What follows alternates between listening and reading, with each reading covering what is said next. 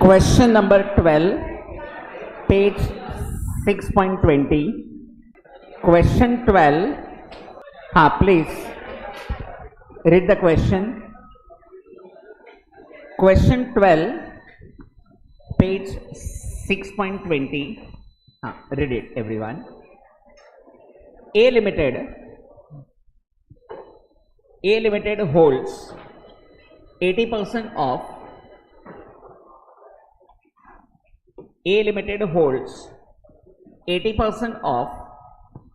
equity share capital and voting power in B Limited.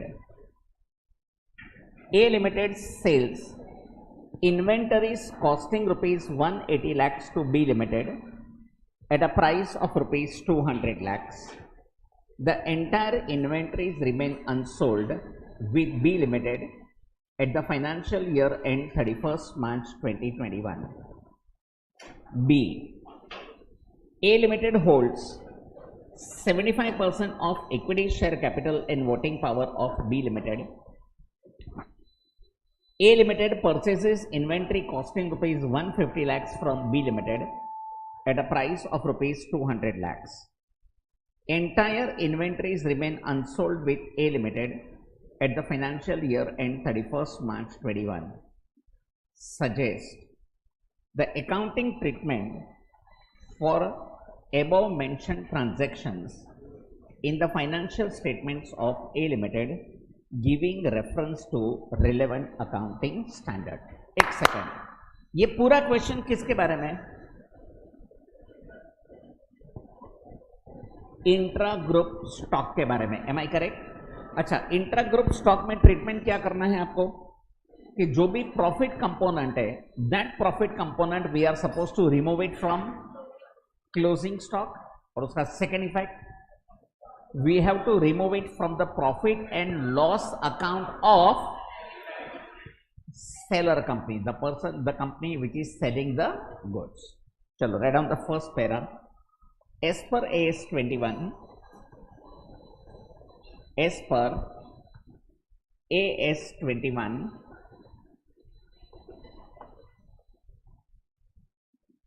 as per AS 21 into inverted commas, consolidated financial statements,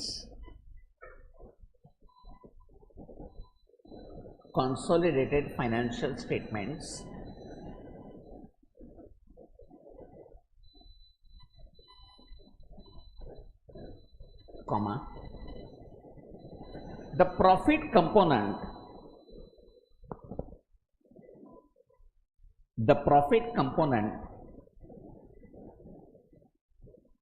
in intra-group stock,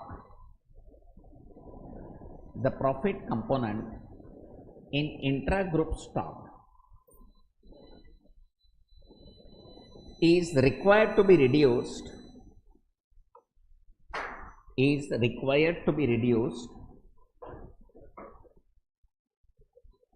from total stock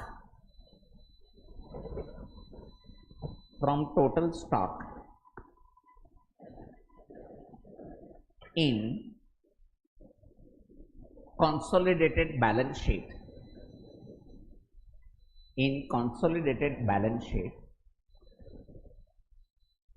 and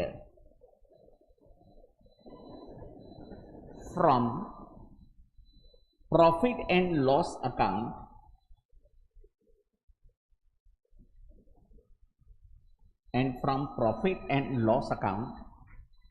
of the seller company. Profit and loss account of seller company. Chalo, next line. In this question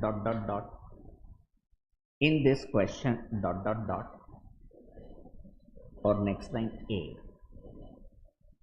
चलो, everybody read situation ए. मुझे बताओ कौन सी company को माल बेचा है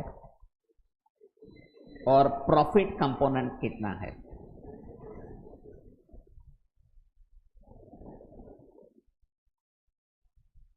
बोलो बोलो, who has sold goods to whom? A Limited is a seller company. अरे yes or no? तो A Limited has sold the goods to B Limited. तो इसका मतलब ये हुआ कि आप टोटल स्टॉक रिड्यूस करोगे बाय 20 lakhs. 20 lakhs कैसे आया? Difference between 200 and 180. और दूसरा effect, you will reduce total profit and loss account of which company? A Limited. Write down.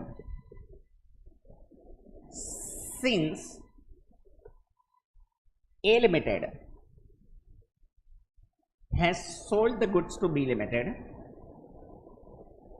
since A Limited has sold the goods to B Limited, comma,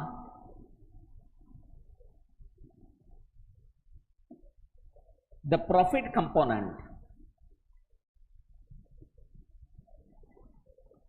rupees 20 lakh into bracket 200 lakh minus 180 lakhs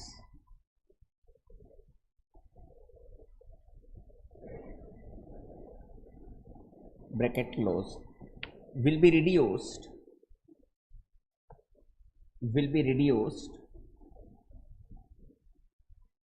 from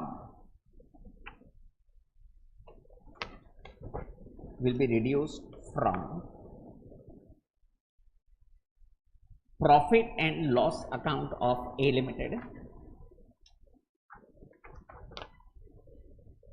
will be reduced from profit and loss account of A Limited, and also from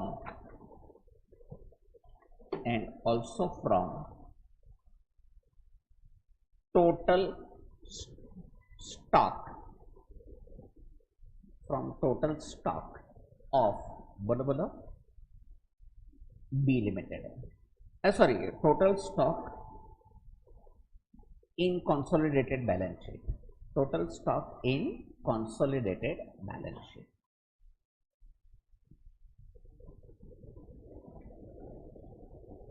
Acha, I am not sorry to say B part I am not dictating. Finish it off. Was this question a gross insult to your caliber? अरे मेरे को एक notebook देना भाई support के लिए, एक notebook. Thank you.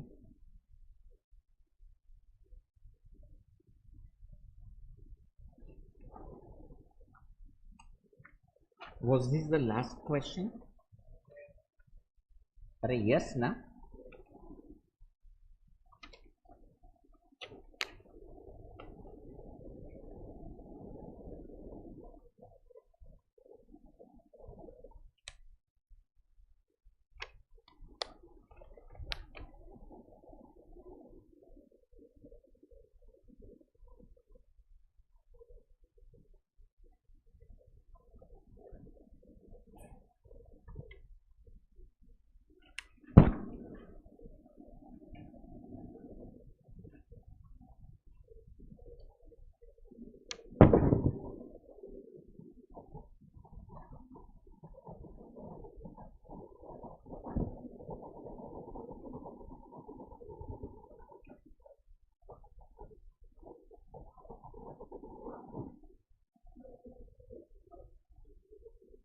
चलो हेडिंग दो. Accounting for investments in associates in consolidated financial statements AS 23. Accounting for investment in associates in consolidated financial statements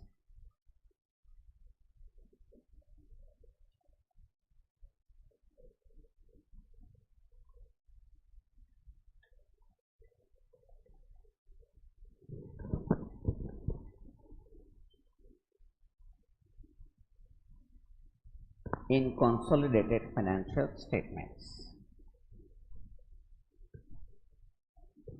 Chalo, have you given the heading?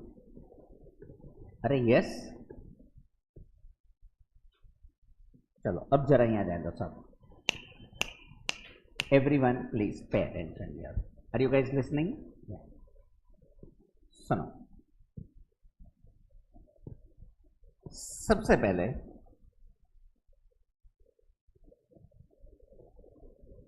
Investment in associates. आप लोगों ने AS18 किया, related party disclosure.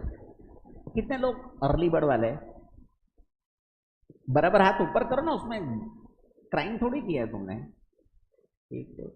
यानी बाकी सब angry bird, I mean regular batch. हाँ okay, तो regular batch वाले ज्यादा है इसमें, राइट? हाँ तो सुनो, हाँ अर्ली बर्ड वाले, पहले मुझे ये बताओ what is associate? Early bird, early bird, early bird, तुम लोग ने AS18 किया है. What is associate? Yes ma'am. Gogi, associate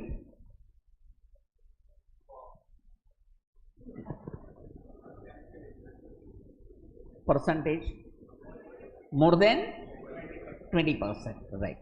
Listen, if you are having investment in a company more than 20% but less than 50%, क्योंकि 50% हो गया मोर देन, तो वो आपका सब्सिडरी हो गया. एसोसिएट कब रहेगा? जब आपका होल्डिंग मोर देन 20% हो. That means that company is your associate.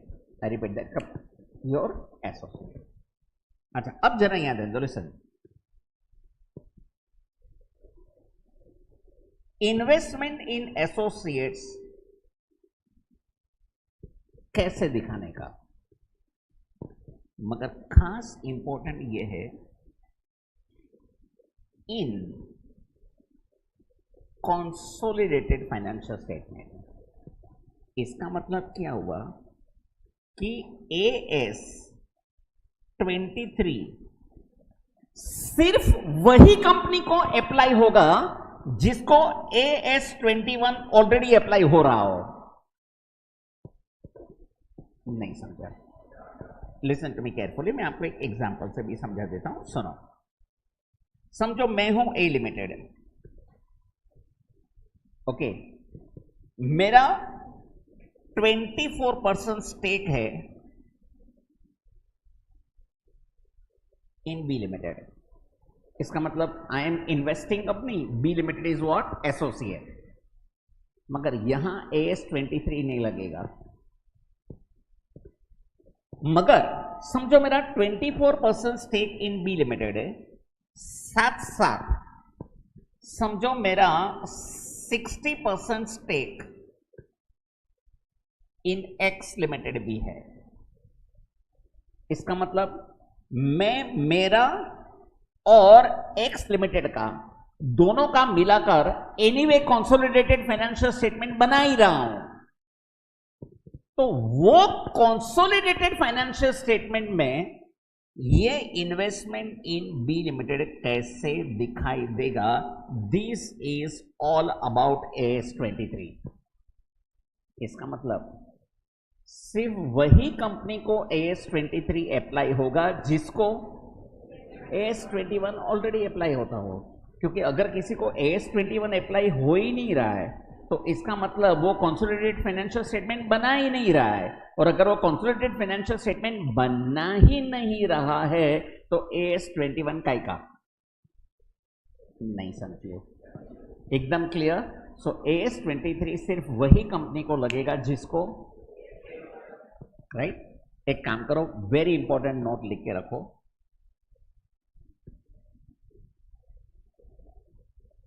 AS23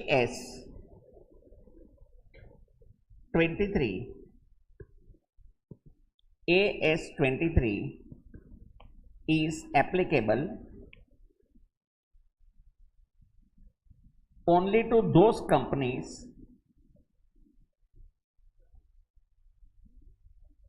to whom AS 21 is applicable.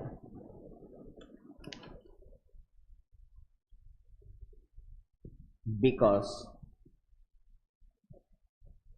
this AS talks about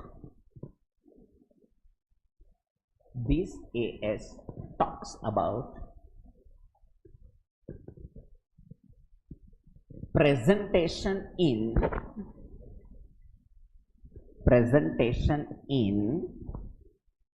into inverted commas consolidated financial statements, in consolidated financial statements. Are yours? Everybody clear up to here? Yes sir. चलो अब जरा यहाँ listen everybody. Now how exactly we are supposed to go about this standard? Listen to me carefully. Now, how the investments are to be presented? So suno, normally investments are there in the balance sheet at cost, that is the money what we pay. मगर accounting standard 23 क्या बोलता है कि जो भी cost आपने पे किया है वो कॉस्ट को दो पार्ट में डिवाइड करो.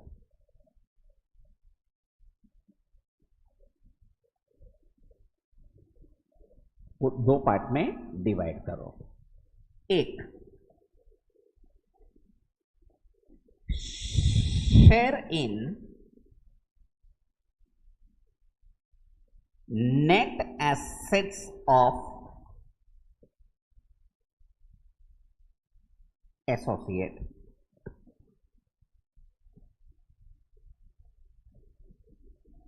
And balancing figure either goodwill or capital reserve. एक सेकेंड. अब एस 21 कैलकुलेट और सीखने के बाद ये पॉइंट तो हमारे लिए एकदम पोपट हो गया. समझो एक कंपनी है एसोसिएट ए लिमिटेड, उसका इक्विटी शेयर कैपिटल है 10 लाख, उसके सारे रिजर्व्स का टोटल है 5 लाख. ओके, हम है बी लिमिटेड इन्वेस्टिंग कंपनी, हमने उनका 30% स्टेक खरीदा है. कितना? 30% स्टेक बाय पेइंग ₹5 लाख. बराबर. तो I am very very sure कि आप ही मुझे बता सकते हो कि इसमें 5 लाख का ब्रेकअप क्या होगा. तो सिंपल है, उनका शेयर होल्डर्स फंड्स का वैल्यू कितना है? 15 लाख. अच्छा, 15 लाख में से हमारा स्टेक कितना परसेंट है? 30%. यानी हमारे स्टेक का बुक वैल्यू कितना हुआ? 4.5 लाख. अरे हाँ या ना? तो इसका मतलब बाकी का 5 लाख, बाकी का 50,000 रुपया हमने गुडविल करके दिया होगा. अरे यस, अगर आपको याद हो तो हमने इन्वेस्टमेंट अकाउंट ऐसा सीखा था कि डेबिट में कॉस्ट लिखने का, क्रेडिट में इक्विटी शेयर कैपिटल का प्रोपोर्शन 3 लाख, रिजर्व्स का प्रोपोर्शन 5 लाख का 30% 150. ये हम क्लोज करें, डेबिट साइड टोटल ज़्यादा आ रहा है 5 लाख, तो balancing figure 50,000 is called as goodwill. एक minute, are you clear everyone? Yes. तो आपको क्या करना है? कॉस्ट को दो पार्ट में डिवाइड करना है. ओके, सो इन्वेस्टमेंट इन एसोसिएट. ओके, फिर उन लोग बोलते हैं कि इसमें ऐड करने का शेयर इन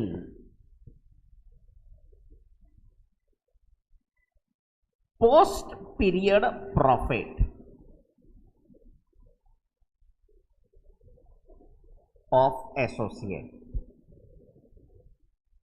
अब समझो मैं कंपनी हूं, इन्वेस्टिंग कंपनी, अपना Nitin limited is my associate. अब नितिन लिमिटेड ने समझो 2 लाख रुपया प्रॉफिट किया, तो मैं क्या बोलेगा कि नितिन लिमिटेड का टोटल प्रॉफिट है 2 लाख, मगर 2 लाख में से 30% 60,000 मेरा है. 30% 60,000 मेरा है. तो इसका मतलब ये मेरे लिए इनकम हो गया. भले आया नहीं है, इनकम एक्रू तो हो गया. अच्छा, सिंस आया नहीं है मगर इनकम एक्रू हो गया है, इसका मतलब मेरा इन्वेस्टमेंट का वैल्यू उतना बढ़ गया. राइट. मैंने 5 लाख का खर्चा किया था इन्वेस्टमेंट खरीदने के लिए, उसमें 60,000 और ऐड हो जाएगा, because this much profit is belonging to me. और इसमें से माइनस करना है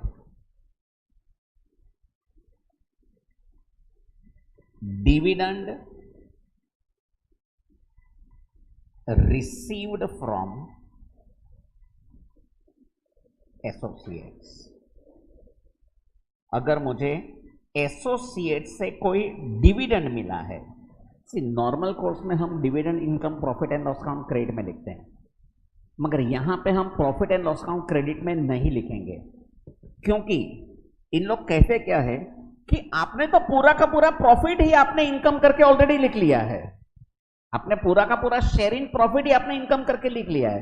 तो अगर आपको एसोसिएट ने कोई डिविडेंड दिया है, तो that dividend will be part of profit which you already booked. So any dividend received from associate will be straight away deducted, and this is called investment at carrying amount. मगर मैं ठोक बजा के वापस याद करा रहा हूं, क्या हम कुछ भी बुक्स ऑफ अकाउंट में कर रहे हैं खाली कागज के टुकड़े पे?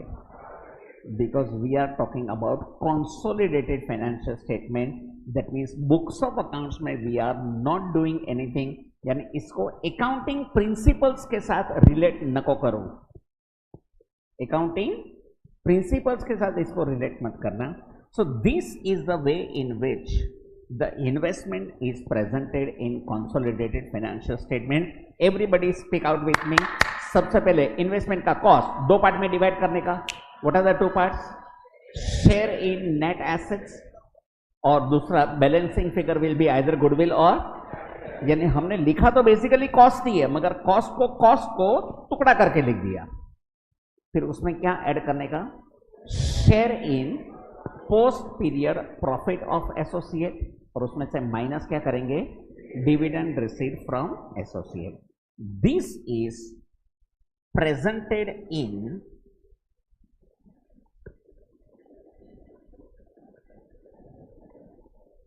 presentation in consolidated balance sheet. Actually ये पूरा कॉन्सेप्ट समझाने के लिए, ये पूरा फिगर्स के साथ समझाने के लिए मैंने टेक्स्ट बुक में एक एग्जाम्पल खुद फ्रेम करके डाला हुआ है, यानी खुद बना के सम रखा है कि जिससे मैं आपको ये सारा कॉन्सेप्ट समझा पाऊँ. मगर एक मिनट, उसके पहले मैं आपको नोट्स में दूसरा चीज भी दे दूं, and that is presentation in consolidated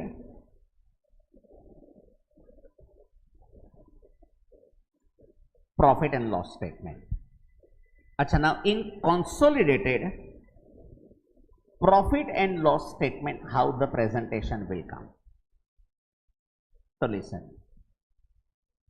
presentation will come in consolidated balance sheet, profit and loss statement as, तो आपने ये जो शेयर इन प्रॉफिट इन्वेस्टमेंट में ऐड किया ना, तो जाहिर है उसका दूसरा इफेक्ट आएगा, एंड दैट दूसरा effect will come in profit and loss account as income. I repeat, it will come as what, income. और इनकम में आएगा कौन से हेडिंग में, अदर इनकम्स में, और वो आएगा share in post period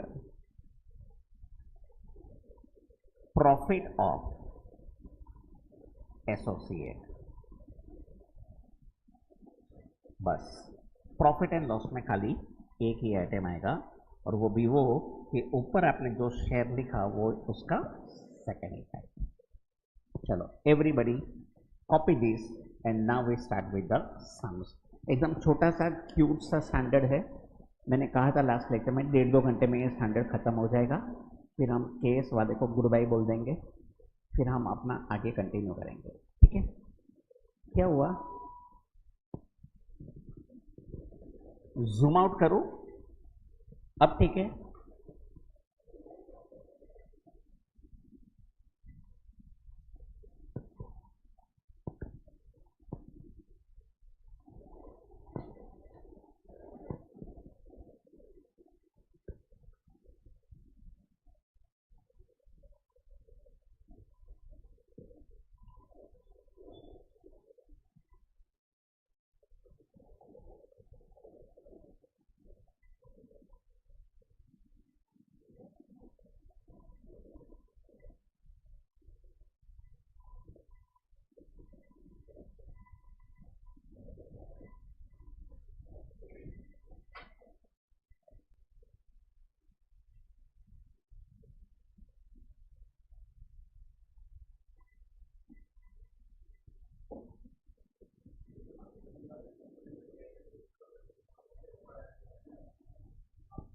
C sharing profit. तो टेक्निकली स्पीकिंग अगर तूने इनकम करके बुक किया तो उसका second effect balance sheet asset side में इंटरेस्ट रिसीवेबल करके आएगा. तो इंटरेस्ट रिसीवेबल को सेपरेट दिखाने की जगह पे उन लोग इन्वेस्टमेंट की वैल्यू बढ़ा रहे हैं.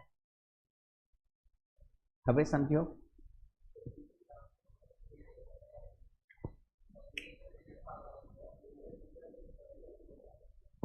हाँ मैंने अगेन क्या बोला कि this is on piece of paper. तेरे अकाउंटिंग प्रिंसिपल्स को भूल जा, मैं तेरे को पहले ही बोला भाई. ऑलराइट, चलो अब सुनो, आपको ये कॉन्सेप्ट समझाने के लिए मैंने पहला जो क्वेश्चन है वो खुद बना के रखा है फ्रेम करके, और उसमें मैंने पर्पसली ऐसा लिखा है कि AS23 हो तो क्या और ना हो तो क्या, तो आपको दोनों के बीच का फर्क समझ में आएगा. Okay, I purposely done question in that way. चलो क्वेश्चन नंबर 1, पेज नंबर मला नहीं माहित. Question 1 page number 6.29. छोटा सा स्टैंडर्ड है, एकदम फटाफट हो जाएगा. चलो read it. X Limited acquires. X Limited acquires 25% stake in Y Limited on 1/4/2023 for rupees 5 lakh, on which date balance sheet of Y Limited showed rupees 10 lakh as equity share capital and rupees 3 lakh as reserves. During 23-24, Y Limited earned profit rupees 60,000 and on year end declared and paid dividend rupees 40,000 therefrom. Show investment in associate in A. stand alone financial statement and B.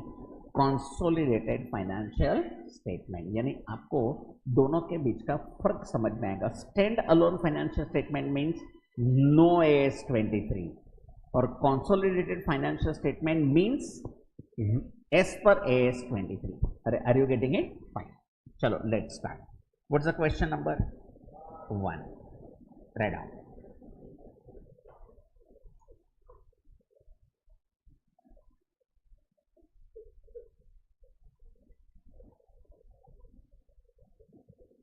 Presentation in stand alone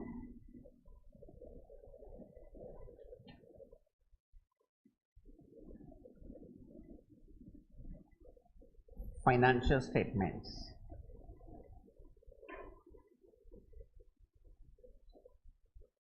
Presentation in stand alone financial statements. Bracket में लिखना है तो लिख के रखो no AS23.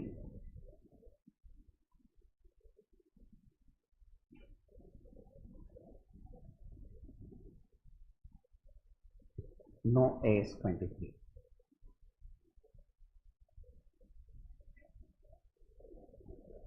चलो उसमें first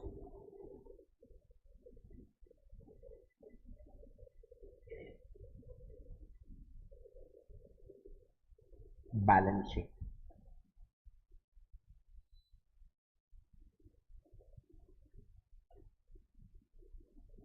तो यहां आएगा इन्वेस्टमेंट इन Y limited into bracket cost. कितना है कॉस्ट? 5 लाख. बस हो गया. जय श्री कृष्ण. और दूसरा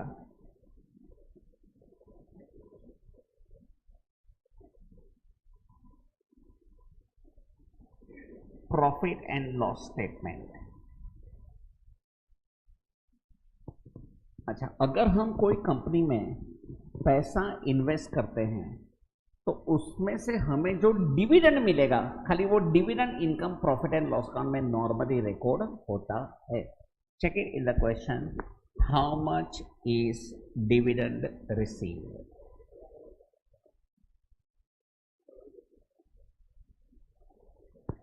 डिविडेंड received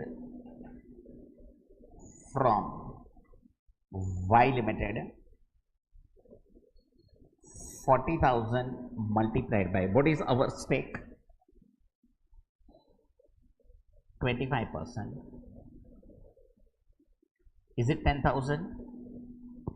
हाँ भाई, मुंबई इंडियंस, ये है तेरा नॉर्मल प्रेजेंटेशन. यहाँ पे AS20 यानी नॉर्मल अकाउंटिंग में ऐसा होगा और बुक्स ऑफ अकाउंट में यही होगा, क्योंकि हम जो AS23 कर रहे हैं वो बुक्स ऑफ अकाउंट्स के लिए कर रहे हैं या खाली कंसोलिडेशन के लिए? खाली कंसोलिडेशन के लिए. एक मिनट, आर यू क्लियर? या चलो अब एक लाइन छोड़ के हेडिंग दो. प्रेजेंटेशन इन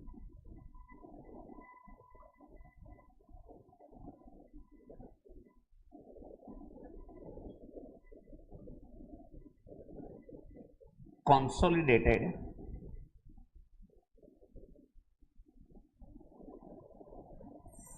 financial statements into bracket as per AS23.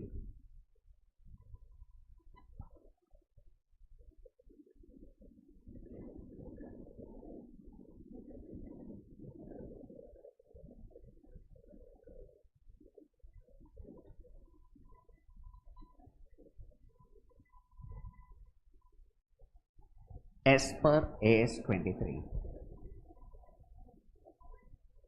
1.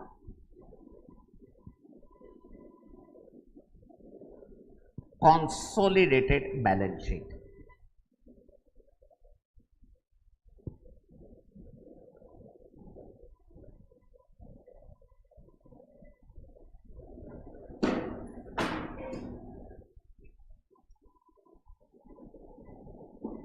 संभल के थोड़ा.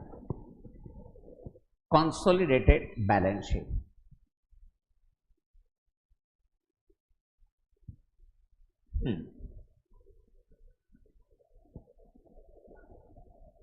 investment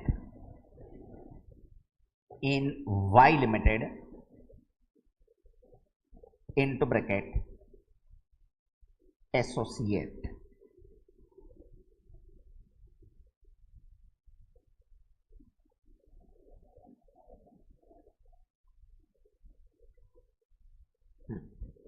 दो लाइन छोड़ के लिखो, दो लाइन छोड़ के,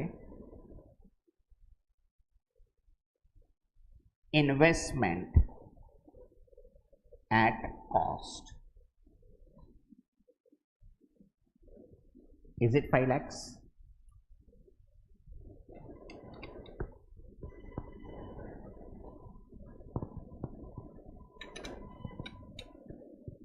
अब ये 5 लाख को दो पार्ट में डिवाइड करने का, अरे बराबर बोलो। पहला part share in net assets,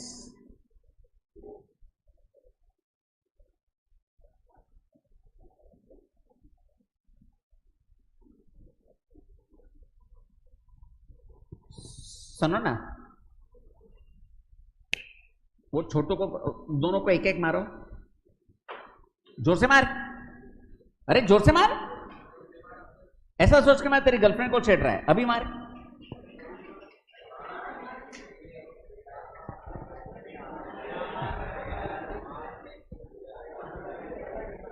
तू गर्लफ्रेंड को ऐसे प्रोटेक्ट करेगा?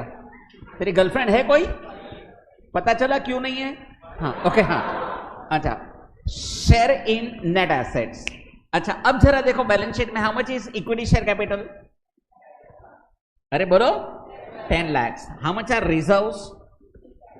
3 lakhs, यानी टोटल नेट एसेट्स हुआ 13 lakh.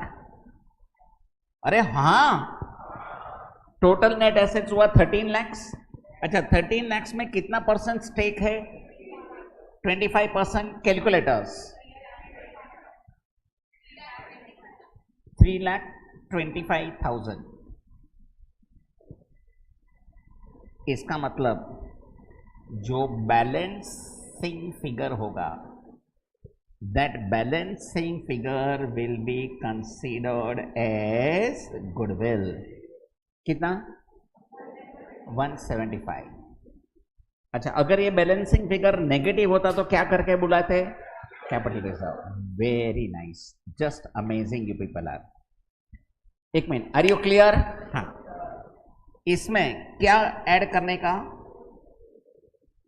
Share in post period profit.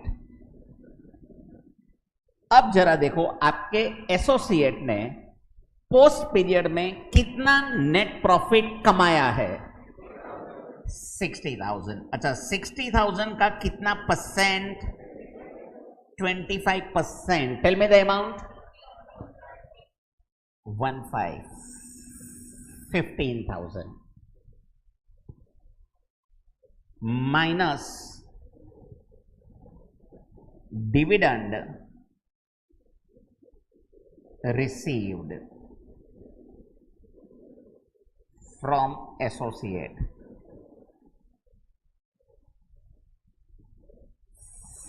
40,000 into 25%, calculators 10,000. So this is called investment at bolo bolo carrying amount. Very nice. बोलो अमाउंट 5,05,000। अच्छा before I forget, कल का मेरा लेक्चर 1:30 को स्टार्ट होगा, नॉट 1 o'clock, 1:30। मैं आपको एडवांस में बोल देता हूँ, because my lecture somewhere else gets over at 12:30। So यहाँ पहुँचते पहुँचते मेरे को 1:20 जितना हो ही जाता है, तो 1:30 will start. Okay tomorrow. So consolidated balance sheet done. Okay चलो ना सेकेंड,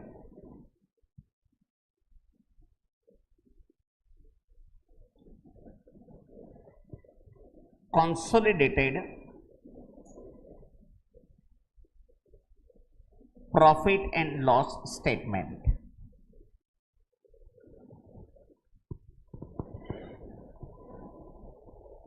अच्छा, consolidated profit and loss statement में what will come? You tell me. Share in post period profit of associate amount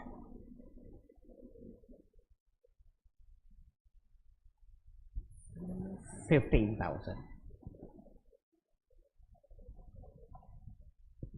over.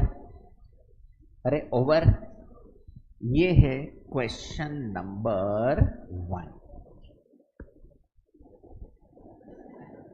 चलो now question number 2। Question number 2, read the question.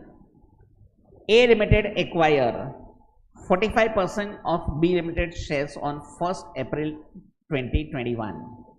The price paid was rupees 15 lakhs, and following is extract of balance sheet of B Limited on 1st April 2021.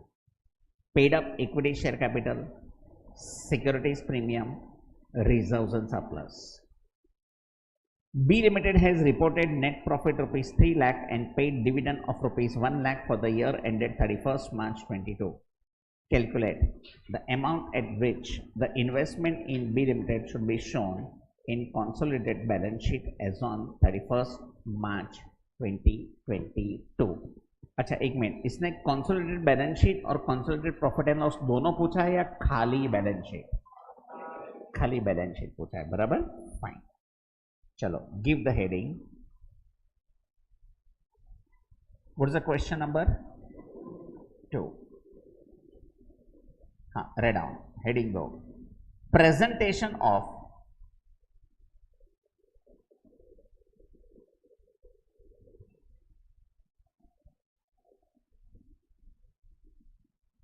investment in associates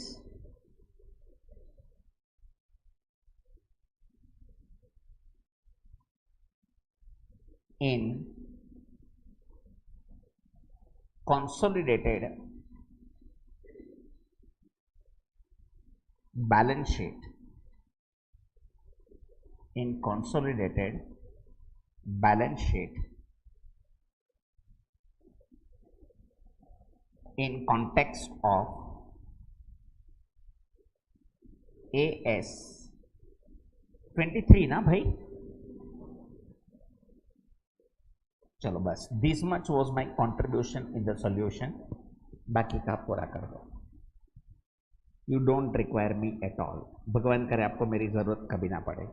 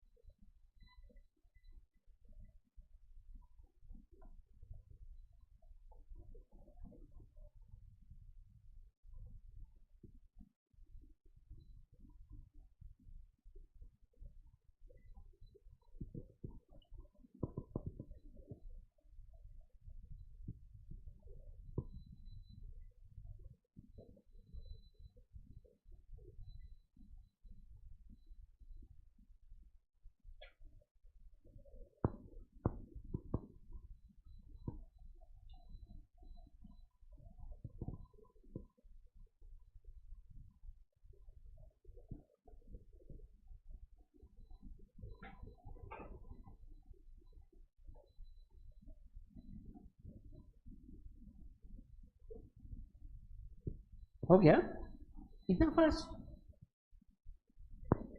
बोलो investments at cost कितना है? अरे बोलो।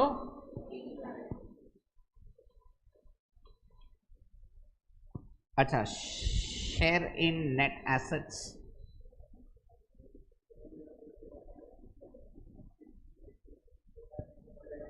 16 लाख का 45% कितना होता? 7,20,000। Balancing figure 7,80,000। अच्छा, share in post period profit बोलो।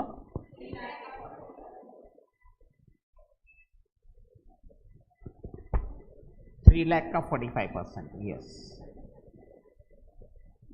अमाउंट 1,35,000। अच्छा, डिविडेंड 1 लाख का 45%। अमाउंट 45,000। फाइनल आंसर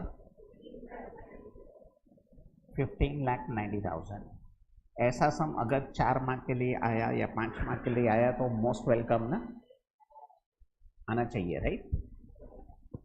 आएगा आएगा, अच्छा अच्छा सोचो, अच्छा अच्छा होगा। चलो take up question number 4। Question number 4,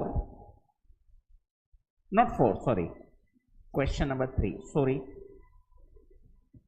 question 3, yes please read it everybody. Question number 3, thank you.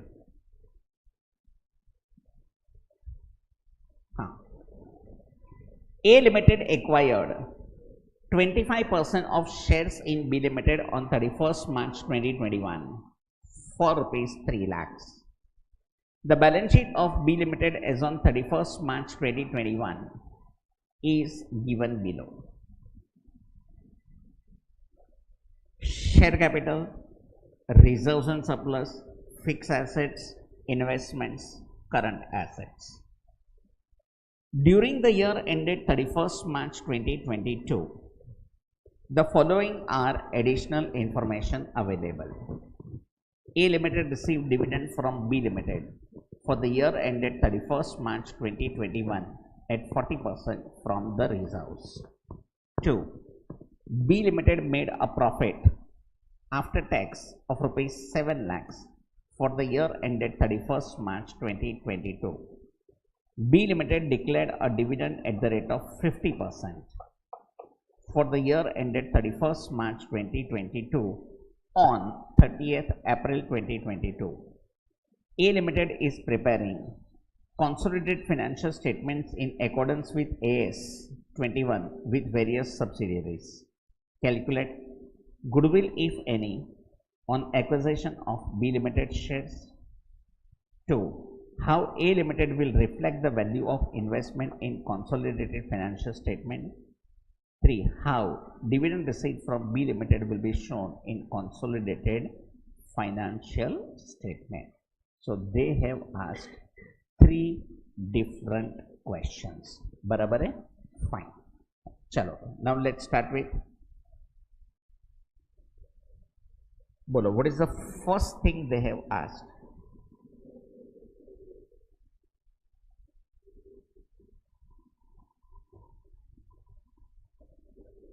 Calculation of goodwill in context of AS 23.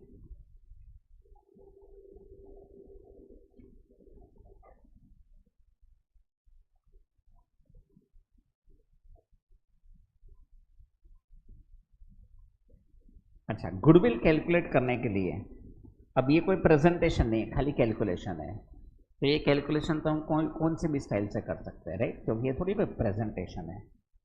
हाँ, मुझे बताओ, हाउ मच इज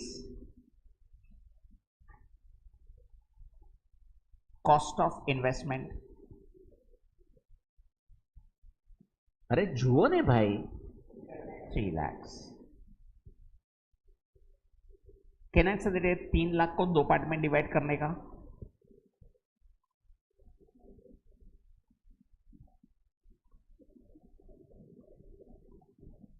पहला share in net assets and balance. हाँ मुझे बताओ, how much is share in net assets?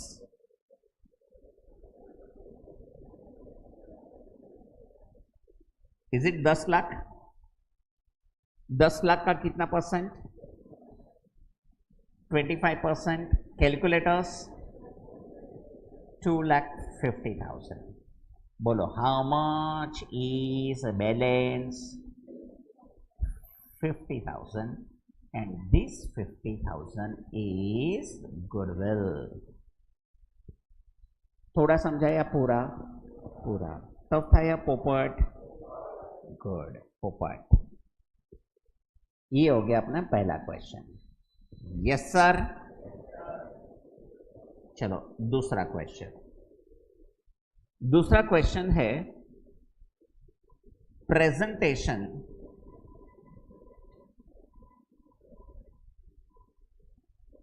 of investment in consolidated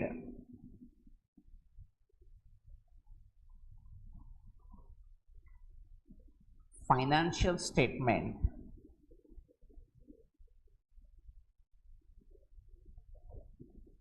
in context of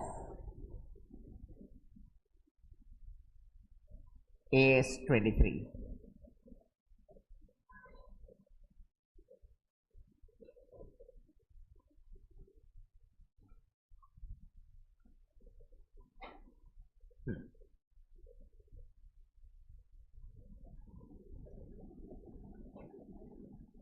investment in subsidiary का नाम क्या है? B limited into bracket associate.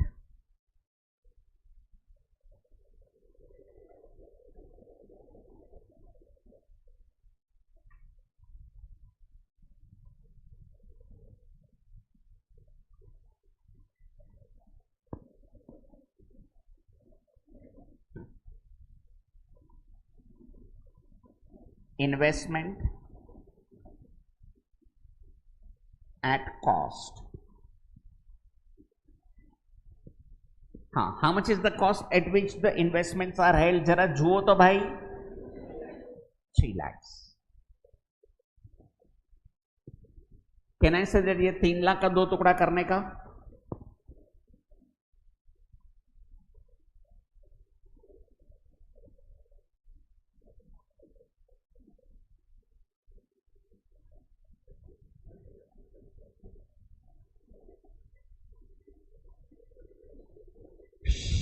Share in net assets.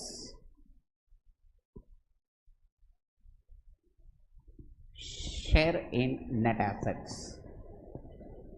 बोलो net assets कितना है? 2 लाख.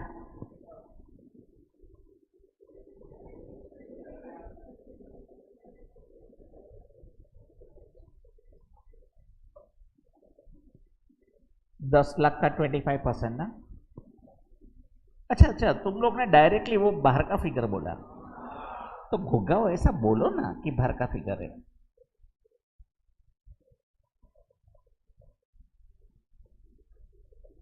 आपने सोचा होगा सर को इतना अकल तो होना चाहिए ना. Is it 50,000? अरे यस. चलो अब इसमें से क्या क्या एडजस्ट करना है मुझे बताओ.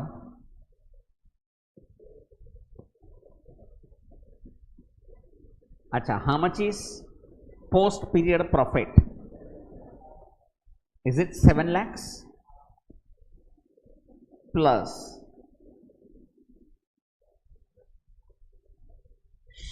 share in post period profit,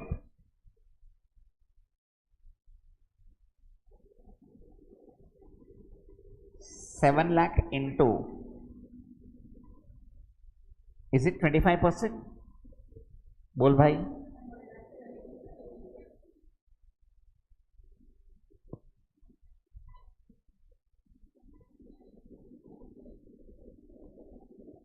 $1,75,000.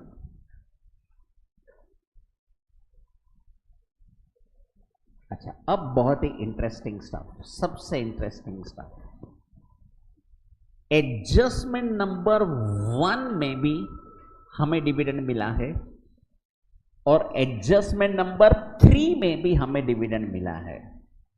अब मुझे बताओ कौन सा वाला डिविडेंड रिकॉर्ड होगा, एडजस्टमेंट 1 वाला या एडजस्टमेंट 3 वाला? वापस एक बार, एडजस्टमेंट 1 वाला और एडजस्टमेंट 3 वाला। 1 वाला, 3 वाला क्यों नहीं? क्योंकि 3 वाला तो डिक्लेयर ही हुआ है 30 अप्रैल 2022 को और हमारा ये बैलेंस शीट है 31 मार्च 2022 वाला।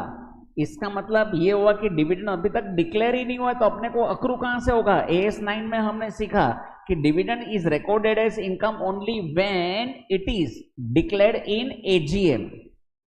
तो इसका मतलब 30 अप्रैल वाला डिविडेंड रिकॉर्ड नहीं होगा। कौन सा वाला रिकॉर्ड होगा? फर्स्ट वाला। अच्छा, अब माइनस डिविडेंड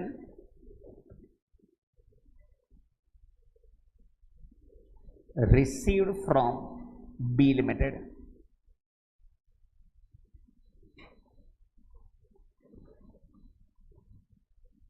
अच्छा, कितना डिविडेंड उन लोग ने डिक्लेयर किया? 40%। अच्छा, 40% किसका कैलकुलेट करने का? शेयर कैपिटल का।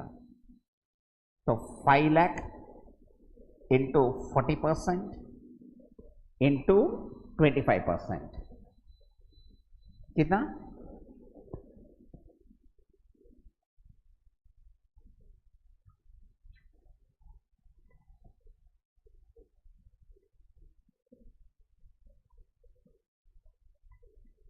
Investment at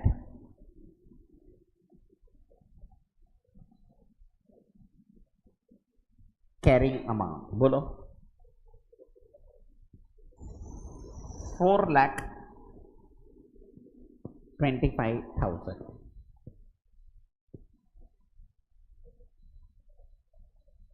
investment at carrying amount 4,25,000। अरे yes, okay. Now tell me, what is the third question they have asked? How dividend received from B Limited will be shown in consolidated financial statement?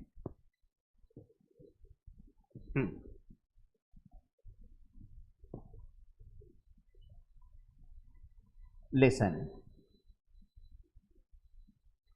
write down. Third, ये answer theory रहेगा। Dividend received from B Limited, dividend received from B Limited during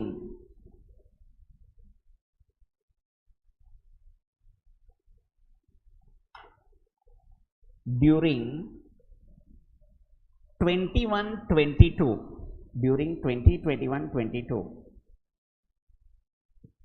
will be reduced in the balance sheet, will be reduced in the balance sheet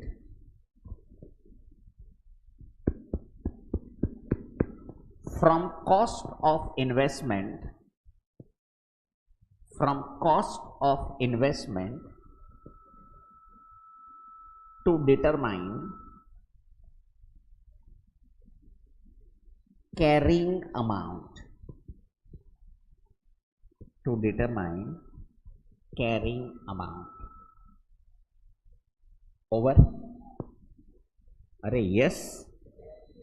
चलो अब सुनो, question number 4 आपका surprise test, do it.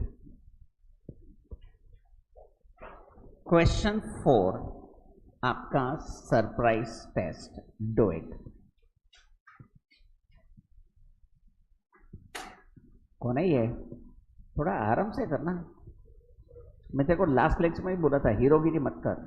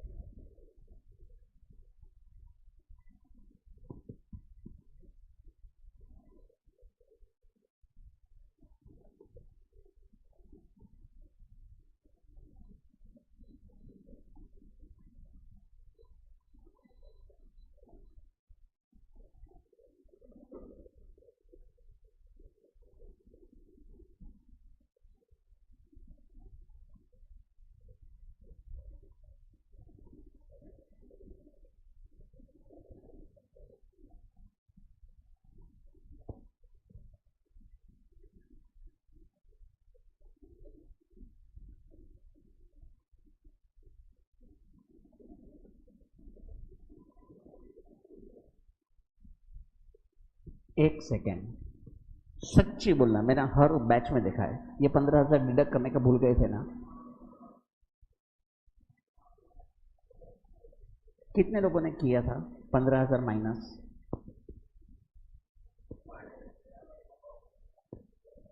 तो amount 185 ना?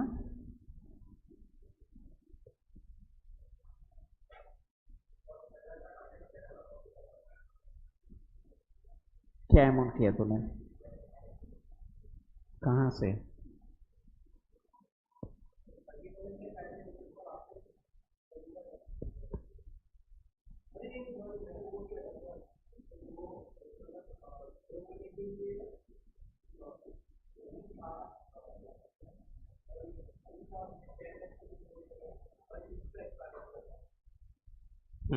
मगर ये wrong है ना?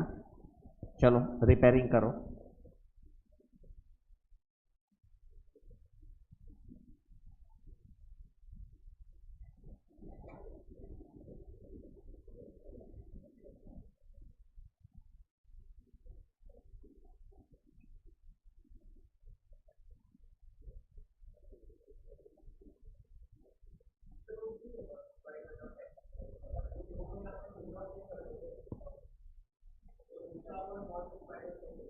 घोगा આ ગયા વર્ષનું ડિવિડન્ડ છે, તો ગયા વર્ષે તો આપણે જરા બી શેર હોલ્ડર હતા જ નહીં એ કંપનીના, આપણે આ વર્ષમાં 1 જુલાઈ લીધું.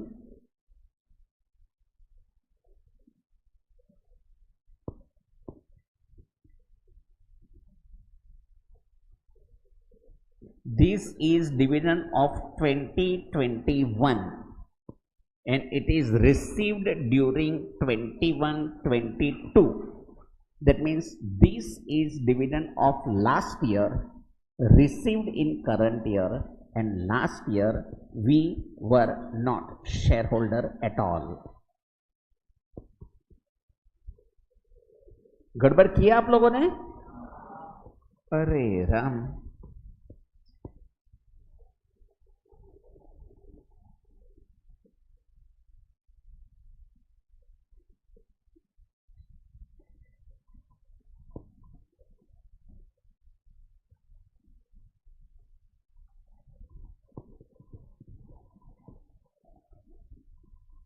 चलो done done done done done. Yes sir.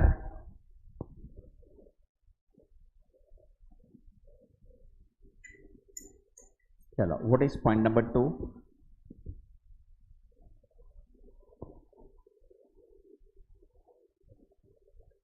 presentation of investment in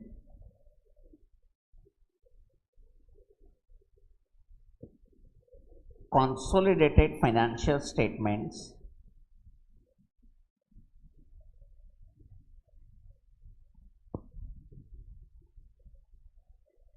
as on 31st March 22 in context of AS 23.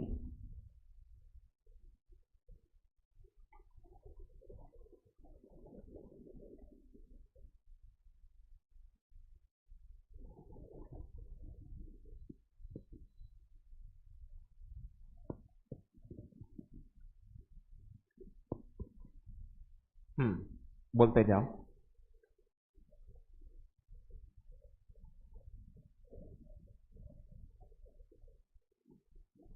Investment in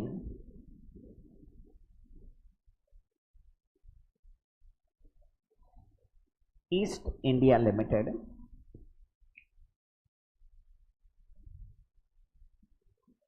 into bracket associate.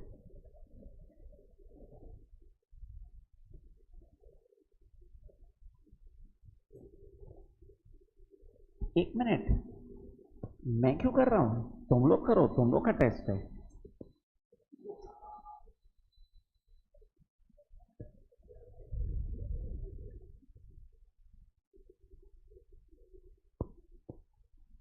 तुम लोग भी मस्त एंजॉय कर रहे हो, चल पैसा वसूल हो रहा है करके.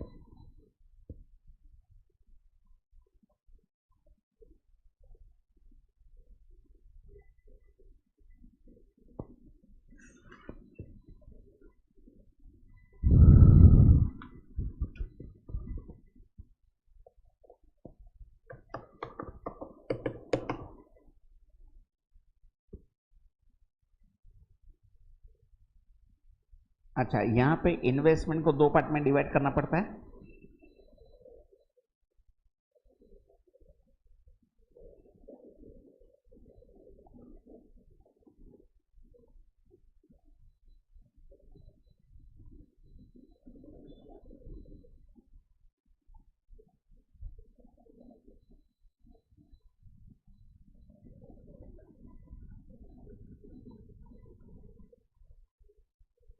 इन्वेस्टमेंट एट कॉस्ट कितना है? 2 लाख।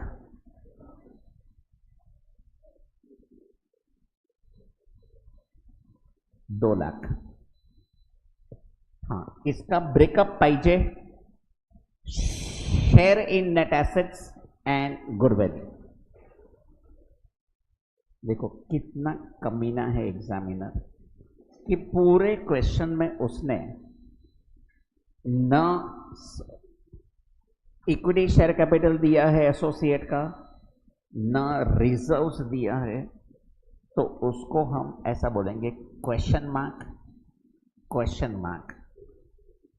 और यहां लिखना है तो लिखो no data available.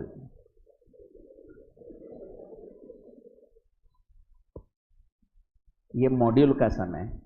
Actually exam ऐसा है तो हम ढूंढते ही रहे कि क्या हिडन एडजस्टमेंट होगा, कहां से ढूंढे, ये करो वो करो, मगर कोई डेटा ही अवेलेबल नहीं है। तो करो क्वेश्चन मार्क, क्वेश्चन मार्क किया।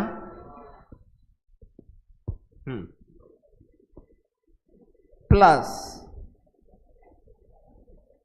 Share in post period profit.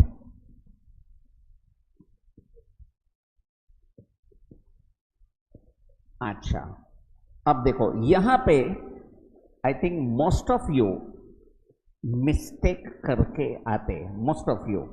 मगर अपना मुंबई इंडियंस ने मस्त सोचा, मगर गलत जगह पे गलत सोचा, मगर बराबर सोचा था कि उनका लास्ट ईयर का प्रॉफिट था 3 लाख। एग्रीड। मगर वो पूरे 3 लाख में हमारा शेयर नहीं होगा, बिकॉज हमने ये इन्वेस्टमेंट खरीदा है 1 जून 2021 को। डार्क अंडरलाइन करो, 1 जून 2021 को हमने खरीदा है। इसका मतलब जून, जुलाई, अगस्त, सितंबर, अक्टूबर, नवंबर, दिसंबर, जनवरी, फरवरी, मार्च, 10 मंथ्स। तो इनटू 10/12 लेने का। कितने लोग का डेट पे ध्यान गया था? मुंबई इंडियंस का बोलने के बाद गया था या पहले से गया था? पहले से गया था। तुम लोग तो बहुत होशियार हो यार। और उसमें 30%। तुम लोग का सच्ची पहले से ध्यान गया था डेट पे? तुम लोग डेट में होशियार हो। हाँ हाँ, बोलो कितना?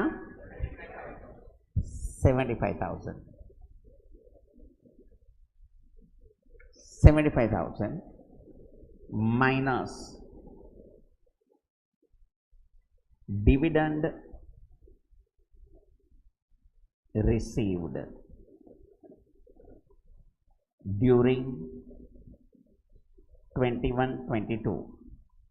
हाँ, कितना डिविडेंड मिला है ड्यूरिंग 21-22?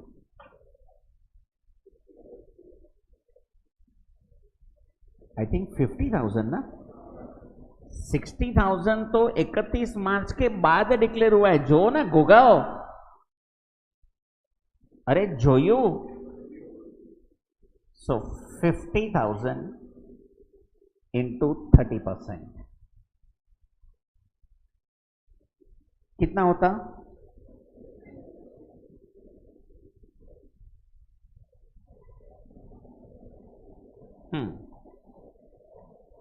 Investment at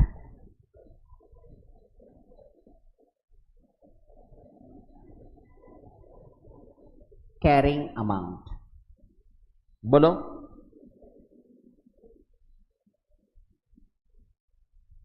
2,60,000.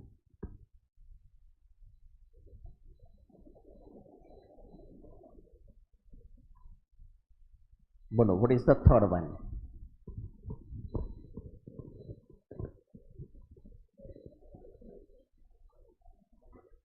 ये क्या इडियट है क्या ये पागल साला? What will be the carrying amount as on 30th June 2022 following the statement as per AS 23? 30 जून को उसका बाद कंसोलिडेशन करेगा. कंसोलिडेशन का डेट, कंसोलिडेशन तो ईयर एंडिंग डेट को होता है ना. इडियट 30 जून का पूछ रहा है. 30 जून को थोड़ी कोई कंसोलिडेशन होता है, फिर भी पूछ रहा है. इडियट. हाँ चलो लिखो, ये तो स्टुपिडिटी है.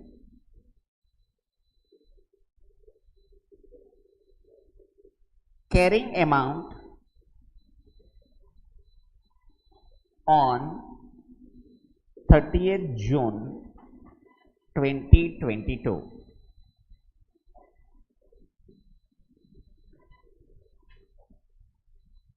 उस दिन को कंसोलिडेशन होता ही नहीं है, तो कैरिंग अमाउंट क्या पूछ रहा है idiot? It is not year ending date. Consolidation we do it on the year ending date. हाँ क्या लिखोगे? अच्छा ये मैं आपसे एक्सपेक्ट नहीं कर रहा हूं. हाँ red down. Carrying amount on 31/3/2022. ये अपने को पता है कितना? 2,60,000. अच्छा खाली 3 महीने हुए ना, तो देखो ना 3 महीने में आपको कोई, ए लड़की शो,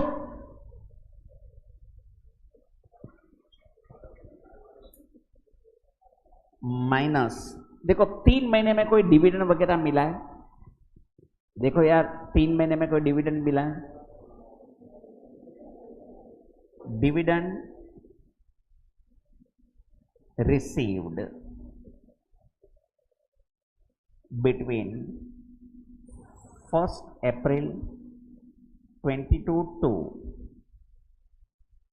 30th June 2022. कितना मिला है? 60,000 इंटू कितना परसेंट? 30%. कितना? 18,000. ये क्वेश्चन में पहला 2 पार्ट बराबर था, तीसरा पार्ट एकदम स्टूपिड, क्योंकि कंसोलिडेटेड फाइनेंशियल स्टेटमेंट 30 जून को थोड़ी बनता है.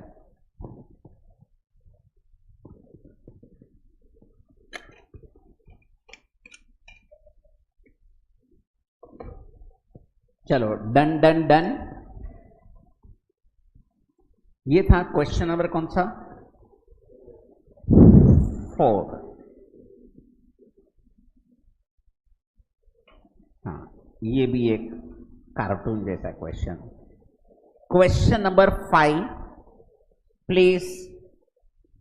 Question number 5, read it.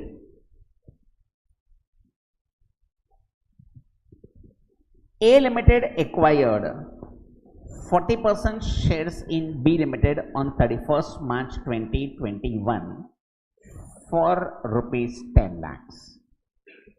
On that date, B Limited had rupees 1 lakh equity shares, had 1 lakh equity shares of rupees 10 it fully paid and accumulated profits of rupees 2 lakh. During 21-22, B Limited suffered a loss of rupees 10 lakh. During 22-23, a loss of rupees 12,50,000, and during 23-24, again a loss of rupees 5 lakh.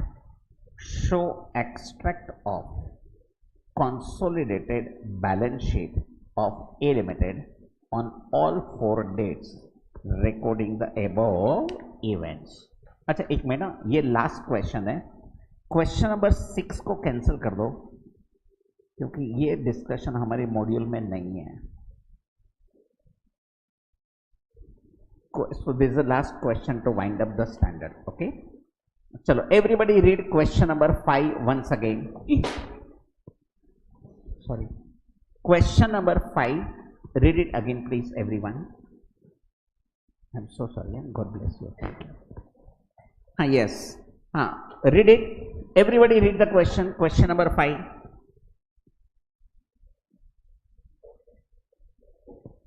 उन लोग ने extract of balance sheet पूछा है. कितने साल का? 4 साल का. तो 4 साल का वन आफ्टर अदर करे या 4 कॉलम बनाए? 4 कॉलम बनाएंगे. परफेक्ट. चलो give the heading. Extract of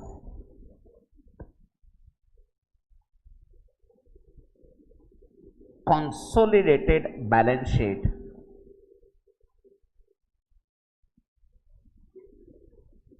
in context of बोलो AS 23.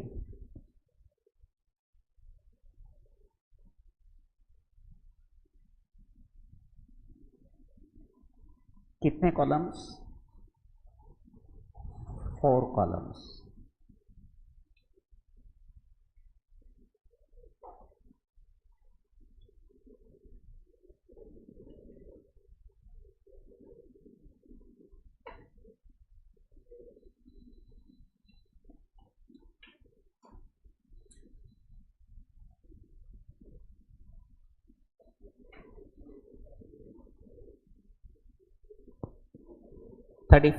March 2021,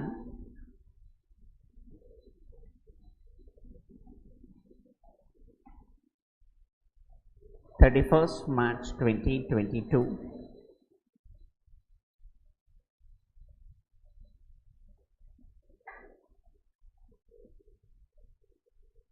31st March 2023, 2024.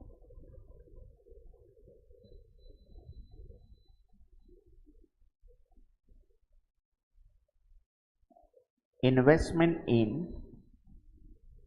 B Limited into bracket associate.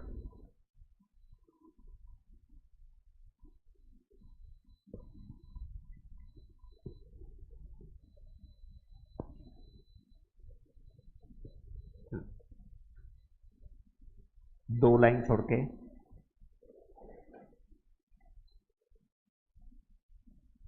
Investment at cost. 2 line छोड़ने का बराबर ना. पहला पार्ट क्या होगा?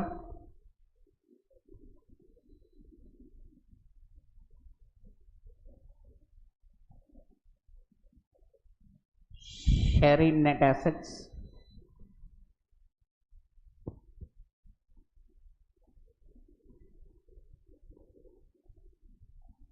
दूसरा पार्ट गुडविल.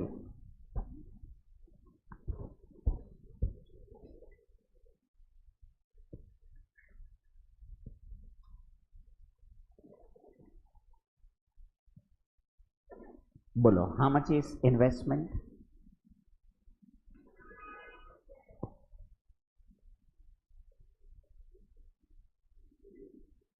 10 lakhs. अच्छा, शेयर इन नेट एसेट्स. तो बी लिमिटेड का शेयर कैपिटल था 1 लाख शेयर्स ऑफ ₹10 each, यानी 10 लाख. एक्यूमुलेटेड प्रॉफिट 2 लाख, यानी टोटल 12 लाख. अच्छा, 12 लाख का कितना परसेंट? 40%. कैलकुलेटर्स 4,80,000. बोलो.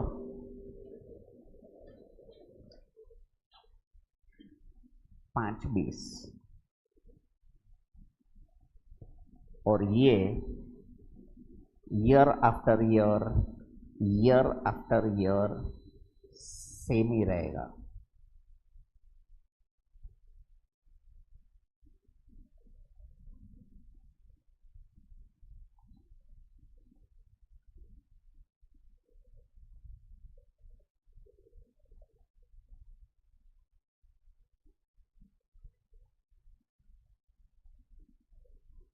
ईयर आफ्टर ईयर सेम ही रहेगा।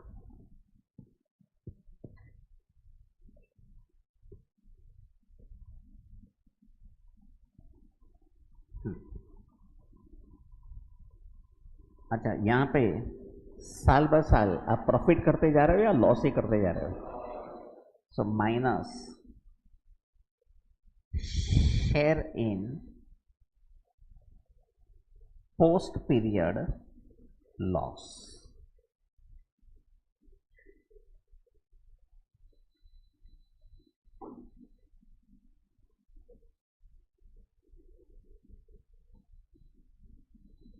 तो आपको मिलेगा investment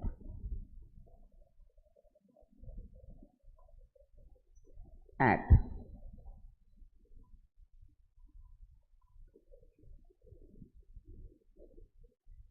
carrying amount, investment at, बोलो बोलो, carrying amount.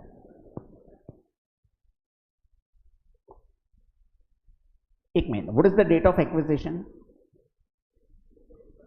Everybody look at the question, tell me what is the date of acquisition. जुओ भाई, 31 मार्च 2021।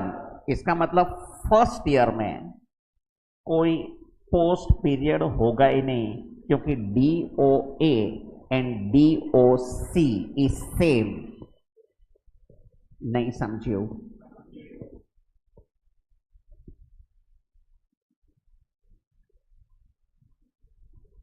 अच्छा, अब मुझे बताओ 21-22 का लॉस कितना है? बोलो। 10 लाख। 10 लाख का कितना परसेंट? 40%। बोलो, इज इट 4 lakhs?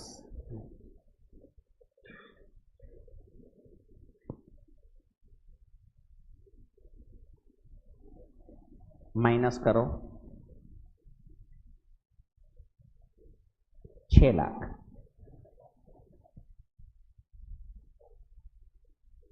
अब सबका ध्यान बोर्ड पे, सबका ध्यान बोर्ड पे।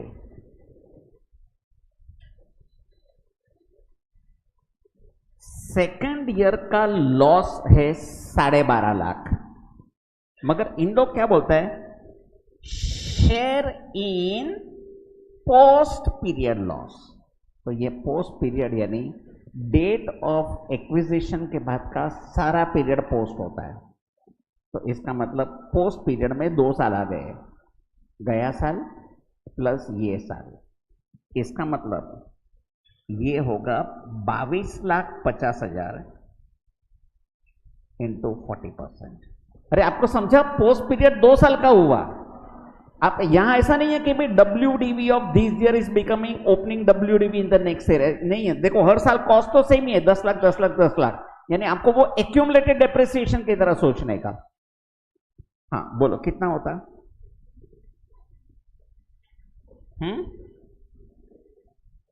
9 lakhs।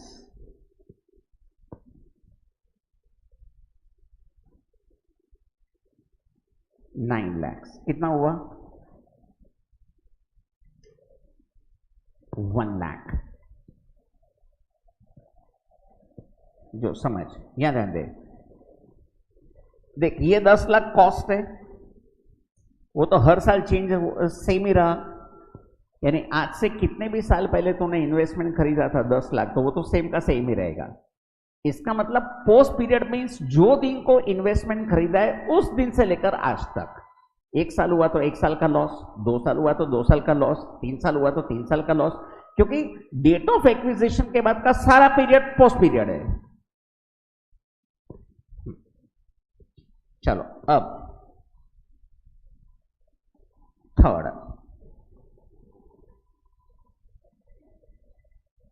अच्छा, अभी तीसरे साल में वापस लॉस किया 5 लाख का, तो कितना हुआ? 27,50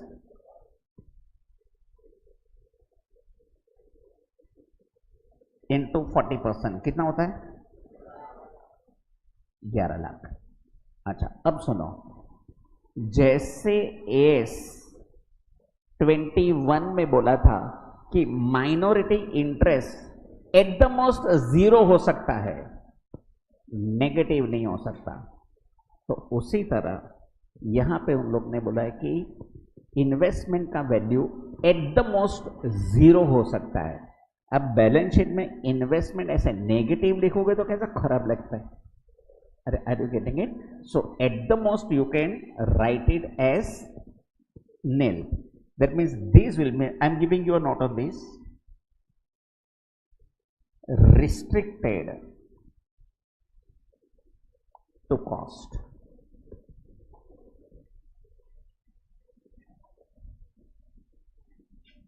So note 3,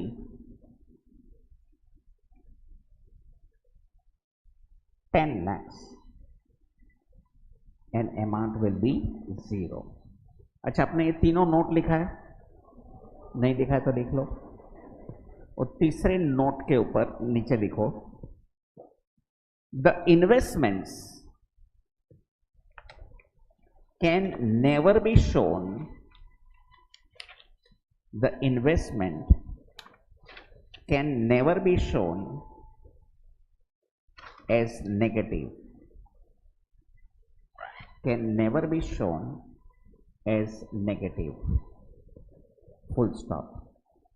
It can be 0 at the most.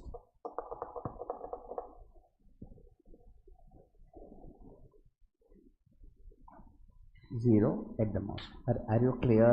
Right. तो जैसे मैंने आपको लास्ट क्लास में बोला था कि जो नेगेटिव पार्ट है वो प्रॉफिट एंड लॉस अकाउंट में टेम्परली आप एडजस्ट करके रख सकते हो। With this AS23 gets over। चलो अब एक ब्रेक ले ले, चलो 4-5 मिनट का एक ब्रेक ले लो और फिर हम AS27 चालू करते हैं। ये AS27 अकाउंटिंग है, यानी अकाउंट्स जैसा ही लगेगा।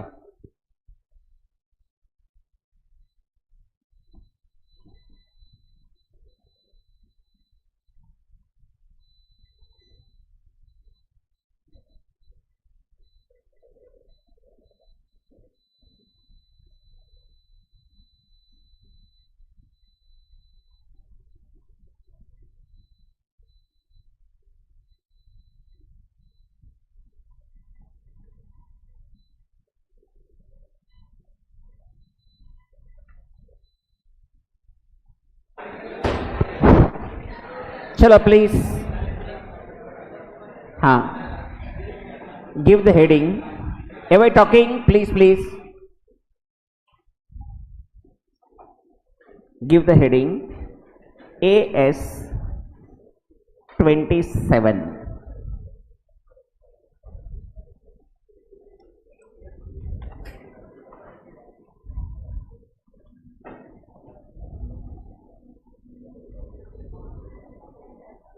AS27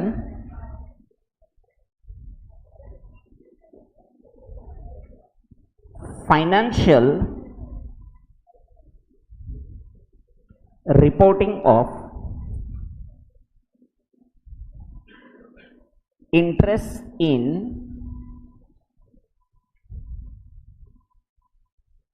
joint venture।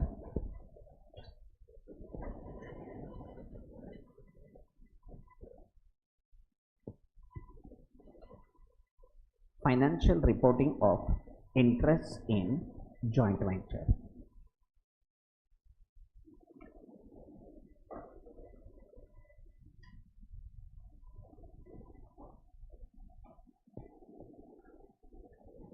Financial reporting of interest in joint venture। चलो everyone please pay attention here।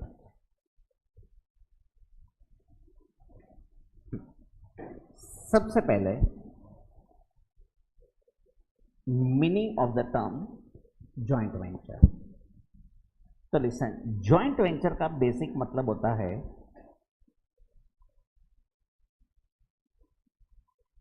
Temporary partnership. Joint venture का बेसिक मतलब क्या होता है? Temporary partnership. So when 2 or more enterprises join hands together for some common purpose or for some common interest or exercise, we call it as joint venture. अच्छा, in accounting standard 27 they are talking about three types of joint ventures.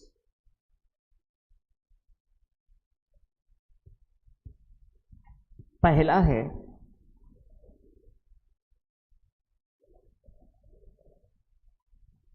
JCO, दूसरा है JCA, तीसरा है JCE. There are three types of varieties we have in exams: JCO, JCA, JCE. अच्छा, JCO is jointly controlled operations. That is JCO. JCA is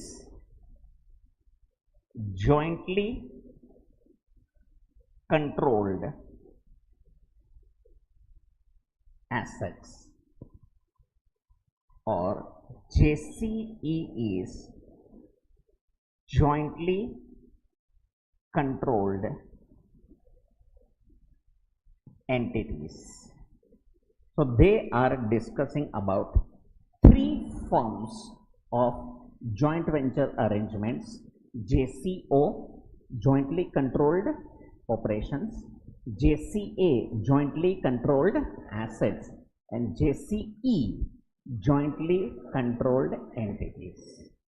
चलो, अब हम लोग एक के बाद एक लाइन में पढ़ना शुरू करते हैं. फर्स्ट है jointly controlled operations, JCO. चलो, अब जरा ध्यान से समझो. मैं आपको एक प्रैक्टिकल एग्जांपल से समझाता हूं तो आपको ये कॉन्सेप्ट बराबर क्लियर होगा. समझो, एक कंस्ट्रक्शन कंपनी है ए लिमिटेड. इनका मेन बिजनेस है construction business, so they are into constructions. एक मीडियम साइज का कंपनी है, छोटे मोटे बिल्डिंग्स वगैरह कंस्ट्रक्ट करता है, छोटे मोटे काम करता है, राइट. 10, 12, 20 करोड़ के, 25, 30 करोड़ के काम करता है, छोटे मोटे. ओके, अब समझो, कहीं से उनको कोई पॉलिटिकल झक लग गया और उनको एक ब्रिज कंस्ट्रक्ट करने का कॉन्ट्रैक्ट मिला 6,000 करोड़ का. कितने का? 6,000 करोड़ का उनको ब्रिज कंस्ट्रक्ट करने का कॉन्ट्रैक्ट मिला. अब ए लिमिटेड को खुद को मालूम है कि ये उनकी औकात के बाहर का काम है. न उनके पास उतना मैन पावर है, न उनका इतना कैपेसिटी है, न उनके पास इतना कैपिटल है. उनके बियॉन्ड कैपेसिटी काम है. मगर धंधा आखिर धंधा होता है, बराबर है. कोई ऐसा काम तो छोड़ेगा नहीं. तो ए लिमिटेड ने क्या किया, उसके कॉम्पिटिटर्स को यानी दुश्मन को उसके साथ मीटिंग किया. दुश्मन के साथ बी लिमिटेड, वो भी एक कंस्ट्रक्शन कंपनी है. अब ए लिमिटेड ने बी लिमिटेड को बोला कि देखो, हम लोग को ऐसा एक 6,000 करोड़ का कॉन्ट्रैक्ट मिला है, हमारी औकात के बाहर का काम है और आपकी भी औकात के बाहर का काम है. हाँ, मगर अगर हम दोनों मिल के करें तो ये हो सकता है. याद रखना, ये एमालगमेशन नहीं है. दोनों कंपनी ज्वाइन नहीं हो रहा है, खाली हाथ मिला रहा है एक कॉन्ट्रैक्ट के लिए. यानी ए लिमिटेड के दूसरे जो 10-12 कॉन्ट्रैक्ट है वो वैसे के वैसे चल रहे हैं, बी लिमिटेड दूसरे उनके 10-12 कॉन्ट्रैक्ट है वो वैसे के वैसे चल रहे हैं, वो खाली ये ब्रिज कंस्ट्रक्ट करने के लिए साथ में आ रहे हैं। तो ये ब्रिज कंस्ट्रक्ट करने के लिए ए लिमिटेड अपना मटेरियल लगाएगा, बी लिमिटेड भी अपना मटेरियल लगाएगा, ए लिमिटेड अपना लेबर लगाएगा, बी लिमिटेड भी अपना लेबर लगाएगा, बराबर। ए लिमिटेड अपना मशीनरी लगाएगा, बी लिमिटेड अपना मशीनरी लगाएगा। याद रहे, समझो ए लिमिटेड के दूसरे 10 कॉन्ट्रैक्ट है तो this will be considered as their 11th contract, और बी लिमिटेड के समझो दूसरे 12 कॉन्ट्रैक्ट है तो this will be considered as their 13th contract. याद रखना, एमालगमेशन नहीं हो रहा है, खाली दोनों ने हाथ मिलाया किसके लिए? ब्रिज बनाने के लिए। और जैसे ही ये ब्रिज बन जाएगा, कॉन्ट्रैक्ट प्राइस आ जाएगा, उन्होंने जो एग्रीड रेशियो डिसाइड किया होगा वो रेशियो में उन लोग एक दूसरे के साथ प्रॉफिट शेयर कर लेंगे और फिर बोलेंगे तू तेरे घर मैं मेरे घर। Are you getting it? So this is, देखो नाम ही है जॉइंटली कंट्रोल्ड ऑपरेशन, यानी एक ऐसा स्पेसिफिक ऑपरेशन है जिसके लिए दोनों ने हाथ मिलाया। ऐसा कंस्ट्रक्शंस में भी हो सकता है। आप लोग आए दिन आजकल मूवीज देखते हो तो आप देख सकते हो मूवीज में more than 1 production houses are included nowadays, right? तो they are all jointly controlled operations, right? So these jointly controlled operations means दोनों कंपनी मर्ज नहीं हो रहा है। Are you forming a new legal entity? No, both companies are just joining hands together for a specific contract. याद रखना कि since कोई नया कंपनी फॉर्म नहीं हुआ है, इसका मतलब इसका कोई अलग बैंक अकाउंट भी नहीं होगा, क्योंकि अगर बैंक अकाउंट खोलने जाओ तो हम लोग सबसे पहले पार्टनरशिप एग्रीमेंट मांगेंगे, और यहाँ पे कोई पार्टनरशिप एग्रीमेंट तो होगा ही नहीं, ये तो खाली अरेंजमेंट है। इसका मतलब खर्चा भी करना होगा तो ए लिमिटेड अपनी जेब से करेगा, बी लिमिटेड अपनी जेब से करेगा। इसका मतलब ये कोई नया एंटिटी फॉर्म नहीं हुआ है, और अगर नया एंटिटी फॉर्म नहीं हुआ है तो ये नए एंटिटी का कोई बुक्स ऑफ अकाउंट्स भी नहीं होगा, नए एंटिटी का कोई बुक्स ऑफ अकाउंट्स भी नहीं होगा। इसका मतलब transactions will be recorded either in A Limited's books or in B Limited's books or in both the books.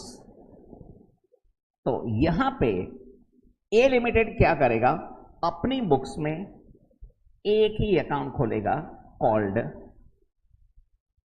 Joint venture with B Limited account. ऐसा एक अकाउंट ए लिमिटेड अपनी बुक्स में खोलेगा, बी लिमिटेड अपनी बुक्स में एक account खोलेगा called joint venture with A limited, right? ये दोनों अकाउंट ए लिमिटेड की और बी लिमिटेड की बुक्स में बनेंगे। याद रहे, जॉइंटली कंट्रोल्ड कोई एंटिटी है ही नहीं, यानी कोई पार्टनरशिप फॉर्म तो फॉर्म ही नहीं हुआ है, यानी उसका कोई बुक्स ऑफ अकाउंट्स भी नहीं होगा। सारे के सारे transactions will be recorded in the books of A and B. आज से हम ए लिमिटेड और बी लिमिटेड को बोलेंगे वेंचरर्स। क्या बोलेंगे? Venturers is nothing but second name of partners. Partners permanent होते हैं, वेंचरर्स टेम्पररी होते हैं। अब यहां पे अकाउंटिंग कैसे होगा? तो जो खर्चा ए लिमिटेड ने किया है वो ए लिमिटेड अपनी बुक्स में लिखेगा, joint venture with B limited account debit to cash bank. जो खर्चा बी लिमिटेड ने किया है, आई रिपीट, जो खर्चा बी लिमिटेड ने किया है वो बी लिमिटेड अपनी बुक्स में लिखेगा, joint venture with A limited account debit to cash bank account. अब इनकम जो आएगा तो वो तो ए लिमिटेड के हाथ में आएगा या बी लिमिटेड के हाथ में आएगा?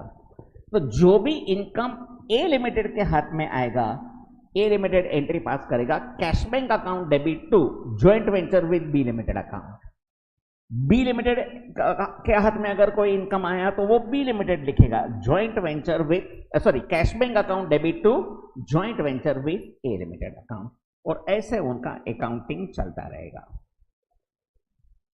फाइनली प्रोजेक्ट खत्म होगा, they will have to find out joint venture profit और लॉस, बराबर। अब प्रॉफिट या लॉस कैलकुलेट करने के लिए ये दोनों में से एक भी अकाउंट कैपेबल नहीं है, क्योंकि ए लिमिटेड ने खाली वही खर्चे लिखे हैं जो उन्होंने किए हैं, बी लिमिटेड ने खाली वही खर्चे लिखे हैं जो उन्होंने किए हैं। सिमिलरली इनकम भी ए लिमिटेड को जो मिला है वो ए लिमिटेड ने लिखा है, बी लिमिटेड को जो मिला है वो बी लिमिटेड लिखा है, बराबर है। So that is only that much.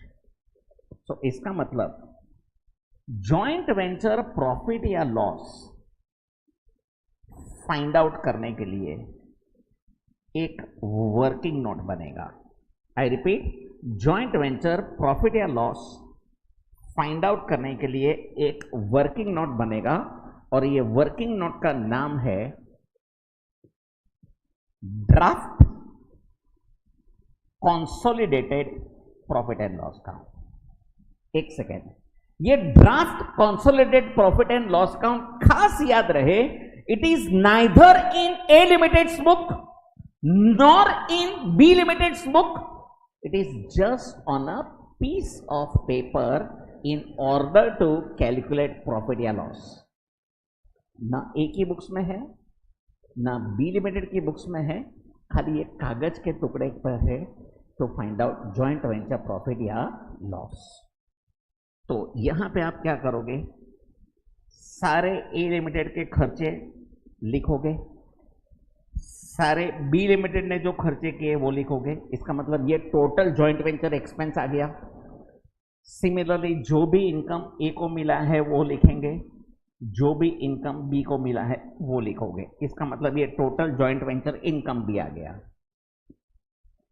फिर आप ये टोटलिंग करके बैलेंसिंग फिगर प्रॉफिट ढूंढोगे, बराबर। और जैसे ही प्रॉफिट मिला तो आपको प्रॉफिट में ए लिमिटेड का शेयर मिलेगा, बी लिमिटेड का शेयर मिलेगा, जैसे पार्टनरशिप में मिलता है। उनका जो भी प्रॉफिट शेयरिंग रेशियो होगा 1:1 या 2:3 या 3:2 या 5:8 जो भी हो सकता है, उनका अरेंजमेंट कुछ भी हो सकता है। तो जैसे ये हुआ तो ए लिमिटेड अपना शेयर अपनी बुक्स में लिखेगा to profit and loss account, saying that this is my share in profit.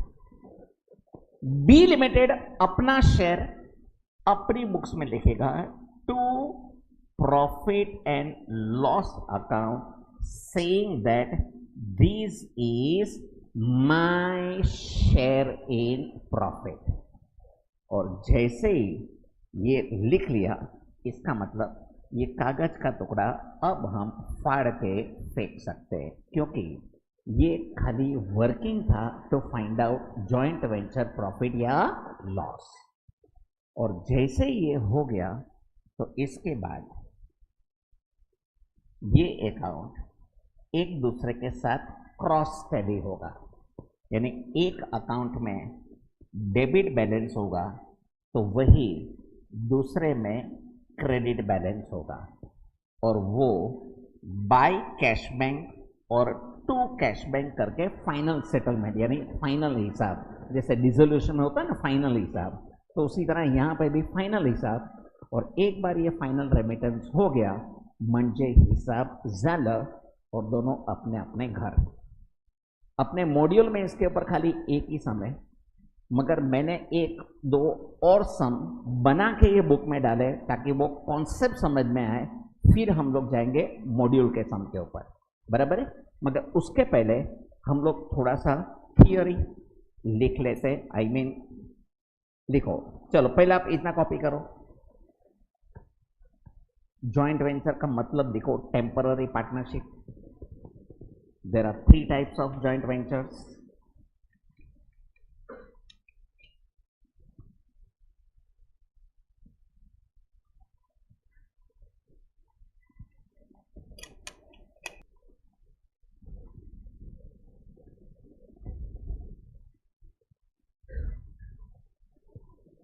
चलो, have you written? Yes sir. अच्छा, लिखा 1 जॉइंटली कंट्रोल्ड ऑपरेशन, उसके नीचे ब्रैकेट में लिखो refer notes page number 6.36। Refer notes page number 6.36।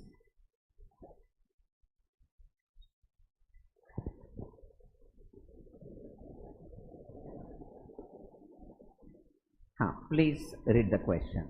Read the theory. Read the theory, everybody. Jointly controlled operations JCO.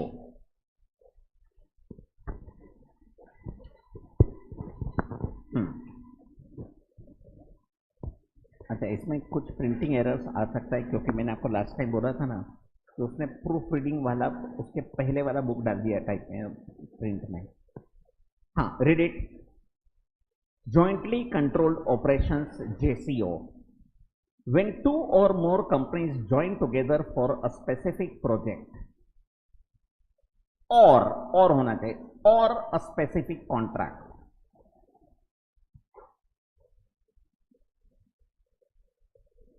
agreeing to share profit and losses either equally or in agreed proportions, it is called jointly controlled operations.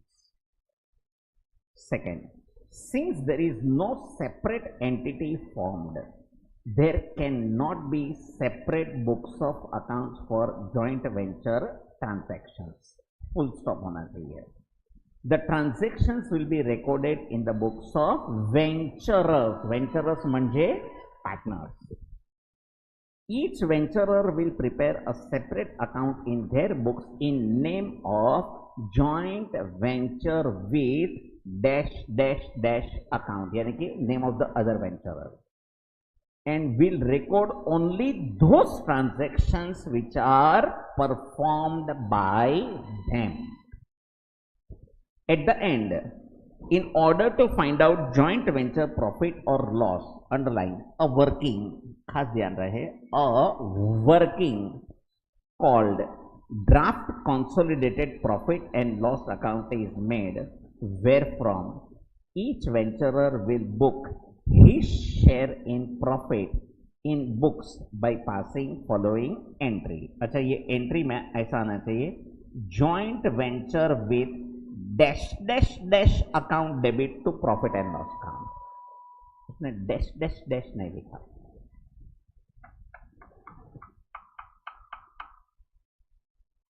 And 5, at the end there will be a final remittance or settlement. एक minute, are you clear? अरे yes. चलो, now take question number 1. ये कोई exam का सम नहीं है, ये मैंने फ्रेम करके रखा हुआ है ऐसा. Question number 1. चलो, तुसी पढ़ रहे हो? हाँ, पढ़ो. A Limited and B Limited entered into joint venture to construct a building for ₹600 crores, agreeing to share profit and losses in the ratio 3:2. in the ratio, उसमें M लिखा है.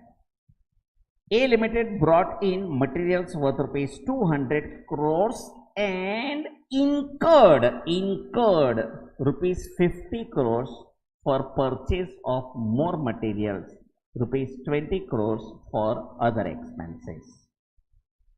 B Limited brought machinery worth rupees 500 crores for this contract and spent rupees 100 crores for labor and rupees 10 crores for architect fees.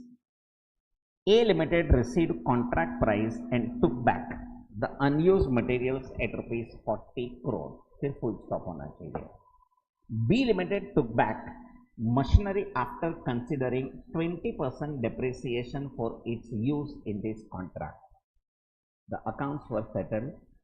Prepare ledger accounts in the books of A Limited and B Limited. हाँ मुझे बताओ A Limited की books में कितने accounts आएंगे? सिर्फ एक. कौन सा? Joint venture with B Limited account. B Limited के बुक्स में कितने अकाउंट्स आएंगे? एक. कौन सा? Joint venture with A. Around 8-9 lines के अकाउंट बनाओ. Draw the accounts, 2 accounts.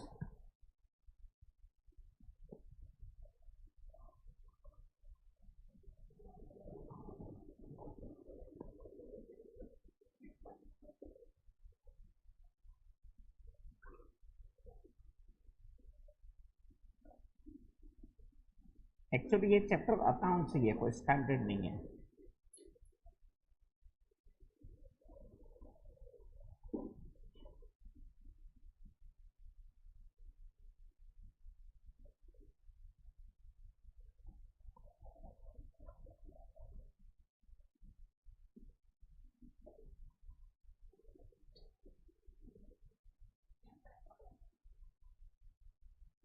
Books of A Limited,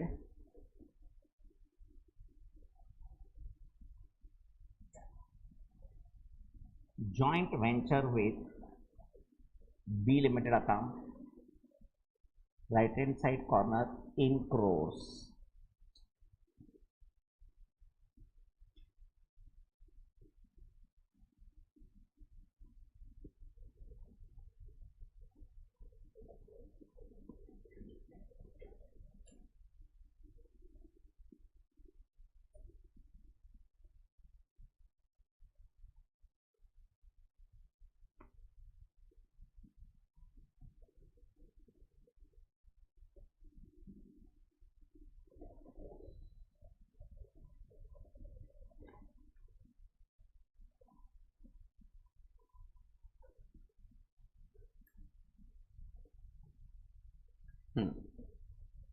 Books of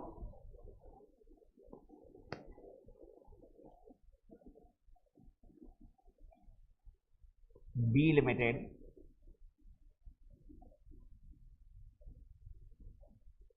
joint venture with A Limited account, into bracket, in crores.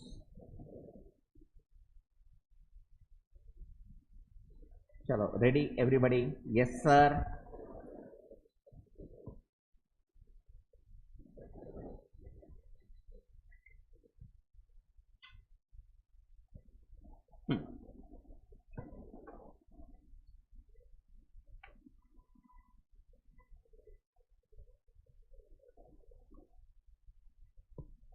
क्या बोला है? Let's read it everyone.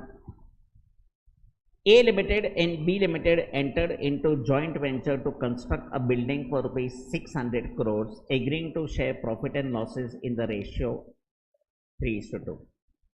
A Limited brought materials worth rupees 200 crores and incurred rupees 50 crores for more materials and 20 crores for expenses. यहाँ ध्यान दो please. ये खर्चा किसने किया? A Limited.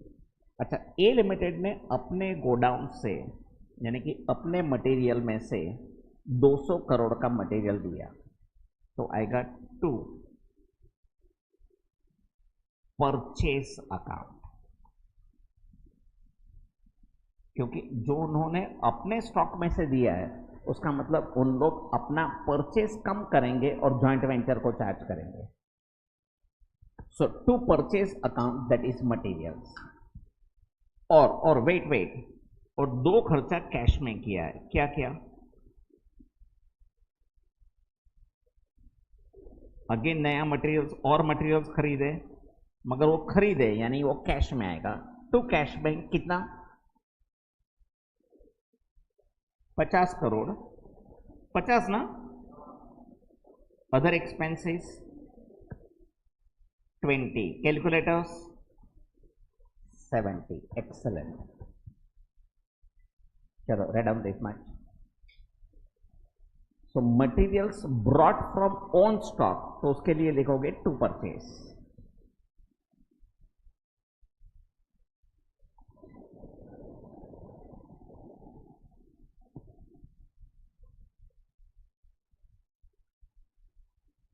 अच्छा आगे, B limited brought machinery worth rupees 500 crores for this contract and spent rupees 100 crores of labor and 10 crores of architect fees। ये खर्चा किसने किया? B limited. टू, मशीनरी, क्योंकि ये कोई अभी नहीं खरीदा है, उन्होंने अपना मशीनरी हैंड ओवर किया है जॉइंट वेंचर को। कितना? 500 करोड़। अरे हाँ या ना? और दो खर्चा कैश में किया है। टू,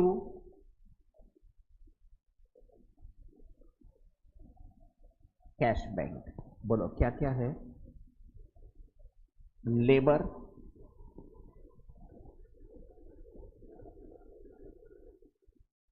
100 करोड़,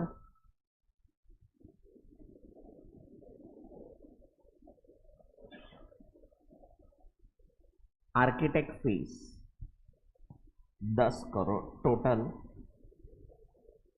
110 करोड़। एक मिनट, आर यू क्लियर? आगे, A limited received a contract price. अच्छा, on behalf of joint venture who has received the contract price? A. So by cash bank,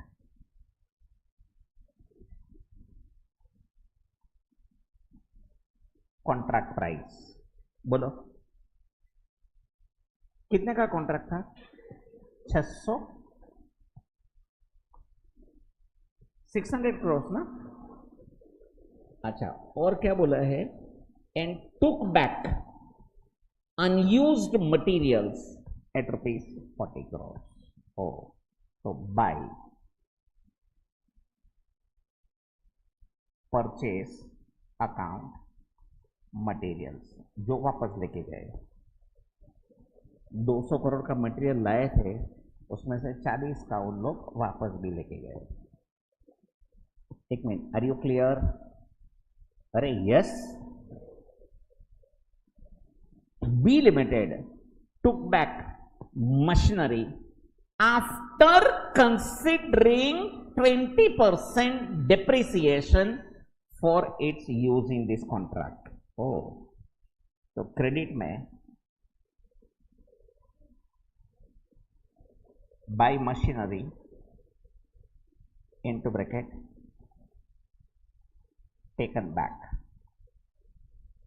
amount, तो उन लोग 20% डिप्रिसिएशन कंसीडर करने के बाद लेके गए, यानी 400 crore. And joint venture is over. अब यहां पे आप देख सकते हो दोनों को वेंचरर ने खाली अपना अपना स्टोरी लिखा, उसका मतलब फुल स्टोरी तो किसी के पास है ही नहीं। तो फुल स्टोरी यानी कि पूरा प्रॉफिट या लॉस ढूंढने के लिए हम एक वर्किंग नोट बनाएंगे, और ये वर्किंग नोट का नाम क्या होगा? वर्किंग नोट का नाम क्या होगा? Draft consolidated profit and loss account. Write down, working note 1,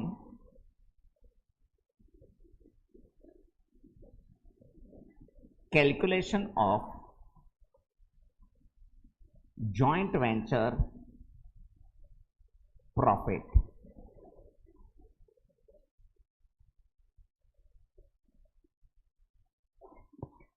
joint venture profit,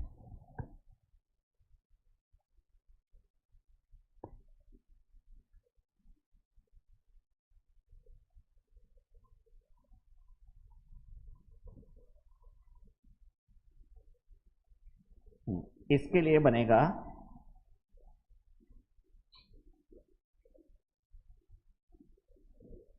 draft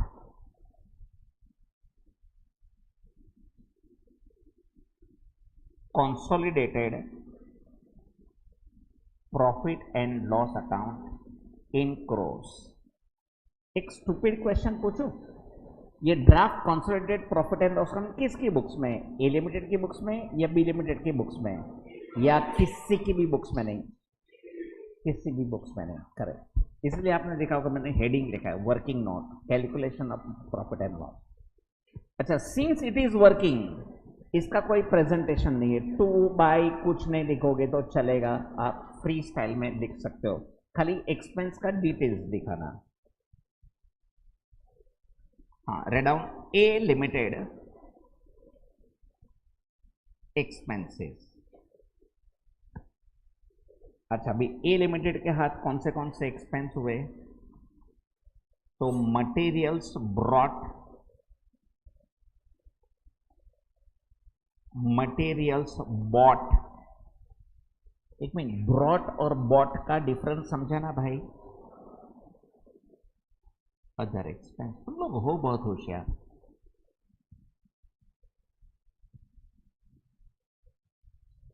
अच्छा बोलो, ब्रॉट कितना है?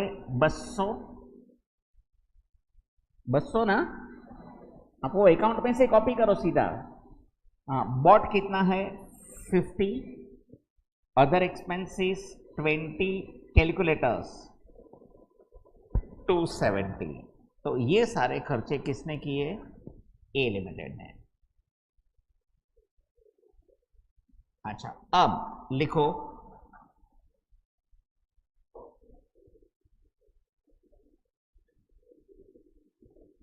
बी लिमिटेड एक्सपेंसेस, यानी जो भी खर्चे बी लिमिटेड ने किए हैं वो सारे धनाधन कॉपी करो। क्या क्या है? मशीन ब्रॉट, बोलो how much is machine brought? 500। हाँ, फिर लेबर 100, फिर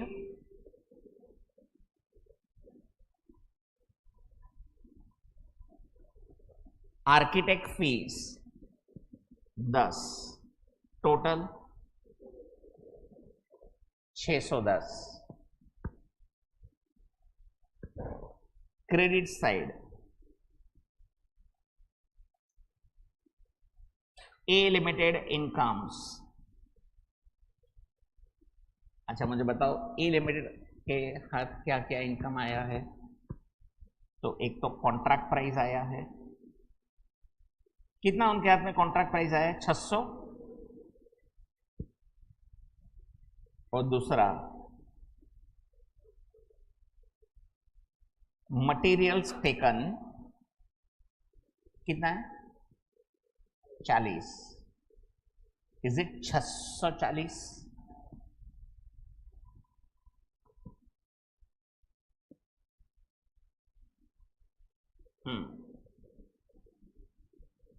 बी लिमिटेड इनकम्स।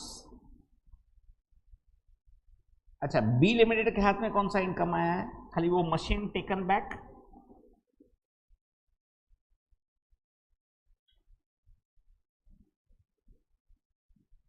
कितना? 400 ना? Over and out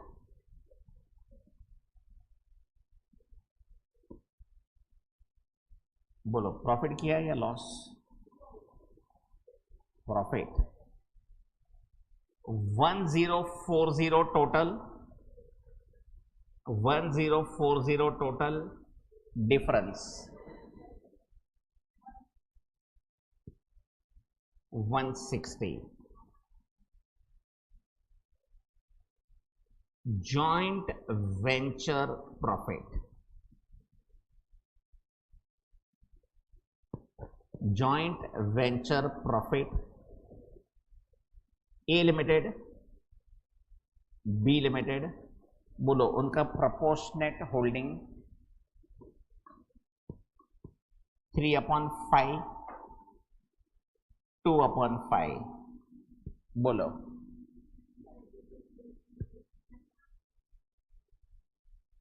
96, 64। अच्छा, दोनों अपना अपना शेयर अपनी अपनी बुक में रिकॉर्ड करेंगे। तो ए लिखेगा अपना शेयर अपनी बुक्स में, to profit and loss account into bracket share in profit. कितना है ए लिमिटेड का share? 96।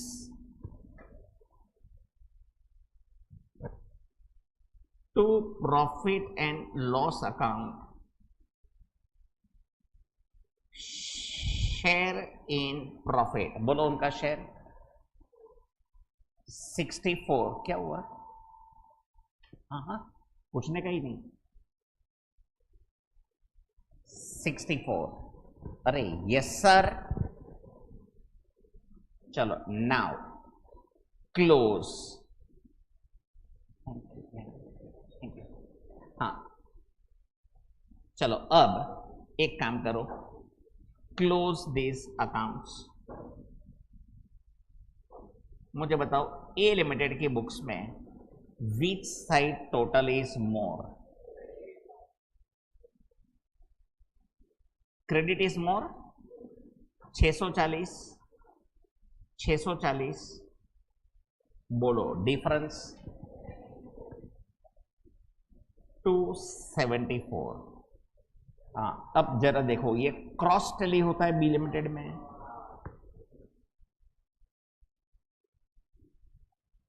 Which side total is more? Debit amount 674, 274। Perfect cross tally हुआ। अच्छा, तो सुनो, ए लिमिटेड की बुक्स में ऐसे लिखो 2 कैश बैंक अकाउंट, नीचे ब्रैकेट में फाइनल सेटलमेंट।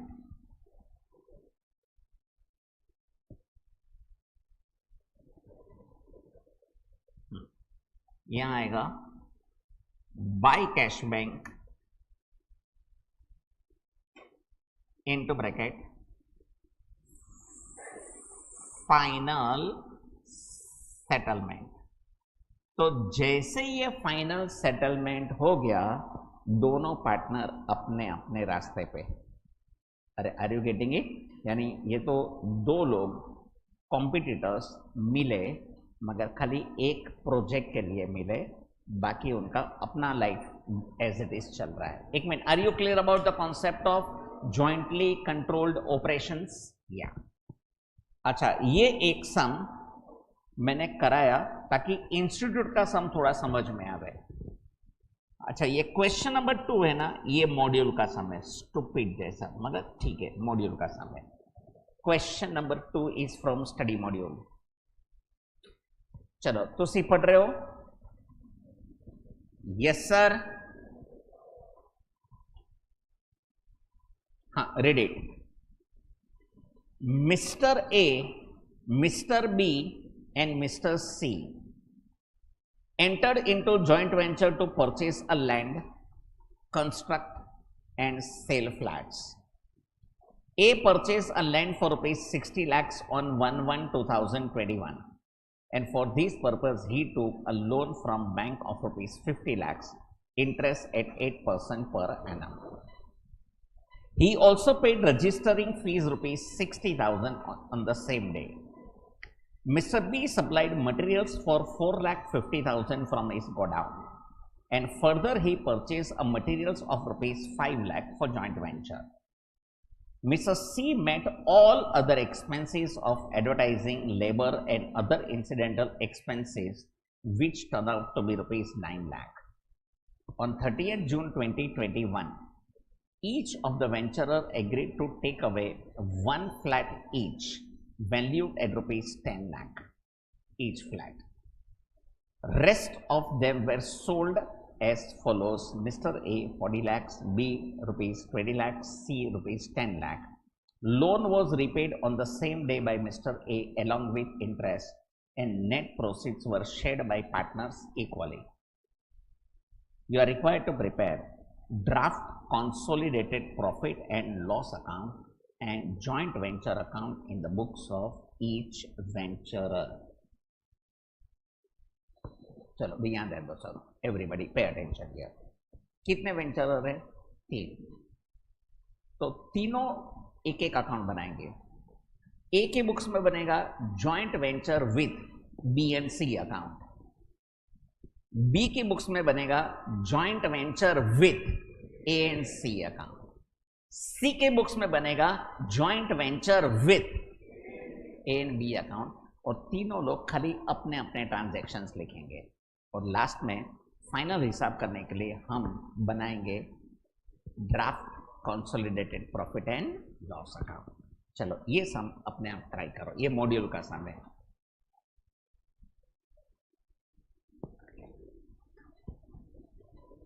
ए शो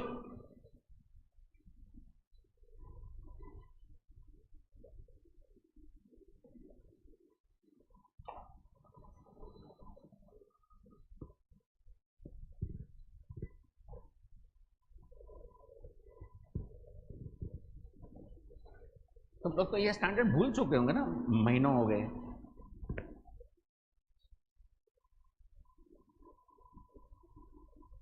अभी याद आ गया. पटेल सर ने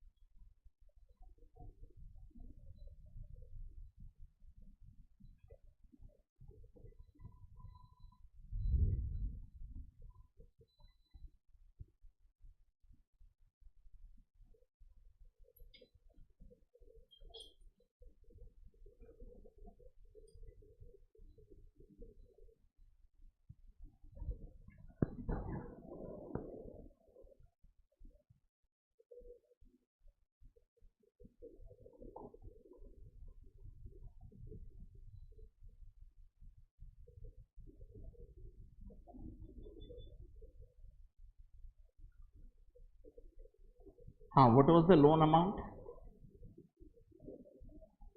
50 lakh. What was the rate of interest? 8%. And this loan money is used for joint venture business for how many months? So into 6 by 12. कितना होता? 2 lakhs. एक second. Before you prepare a draft consolidated profit and loss account, देख लो A account सारी entries correct. Check कर लो please.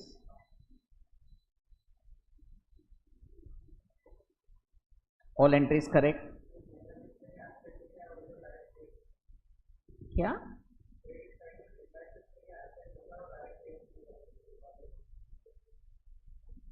मैं नहीं समझा.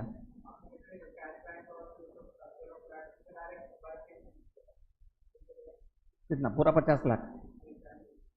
तो 10 लाख का फ्लैट किधर गया? प्रीमाइसिस की जगह पे एसेट लिखा.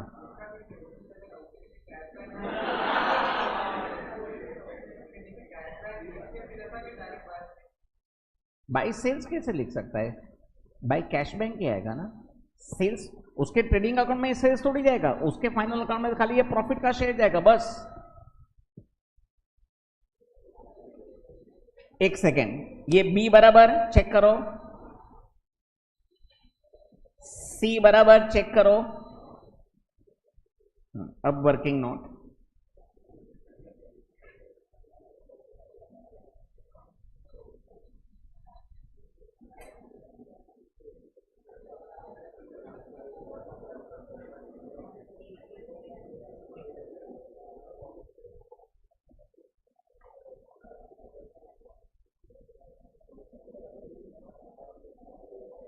Calculation of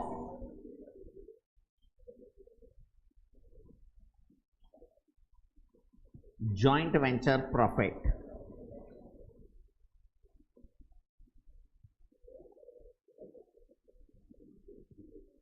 Draft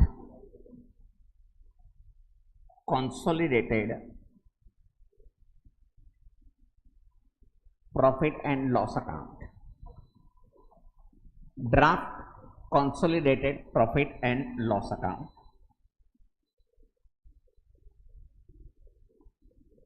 is expenses. हाँ, क्या है ए के expenses? Land 60 lakhs,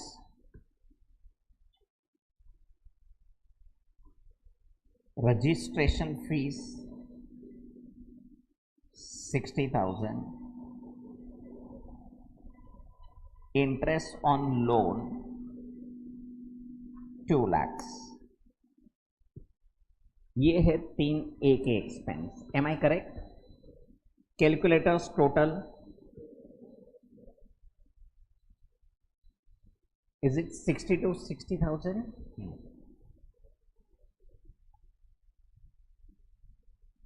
These expenses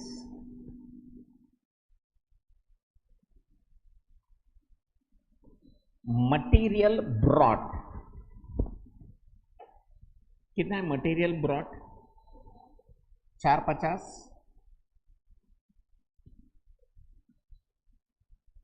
material bought 5 lakh. 5 ना?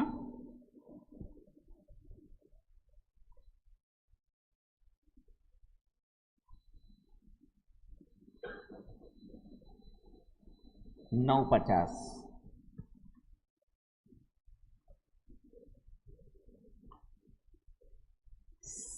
These expenses तो आई थिंक एक ही है. Other expense 9 lakhs. 9 lakhs ना क्रेडिट में. एज इनकम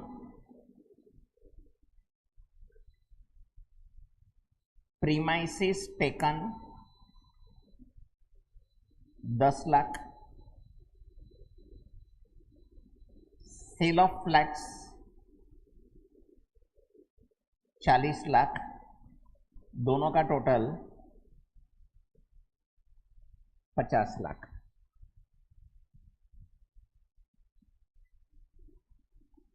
बीज income same, sale of flats and sales कितना, 30 लाख ना।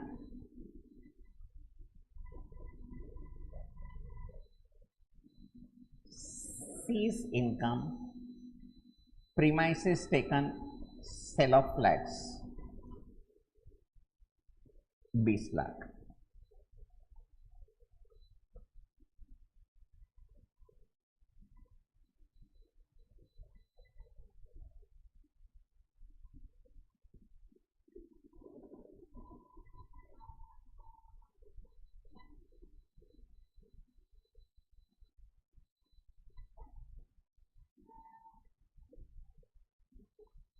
बोलो टोटल 50, 30, 20, 1 करोड़।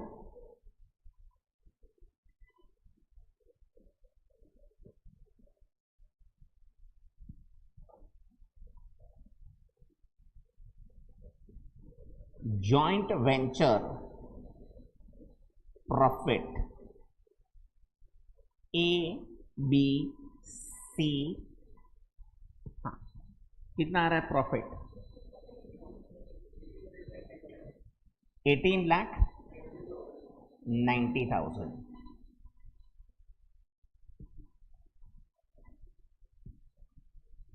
बोलो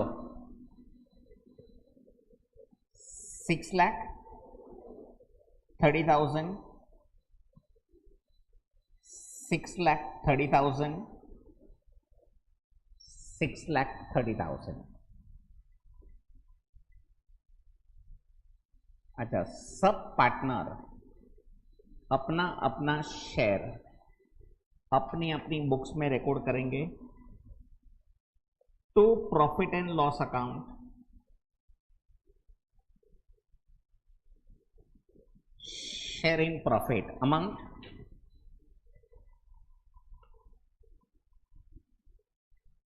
$6,30,000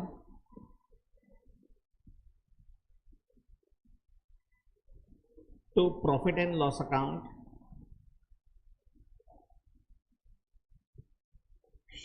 sharing profit 630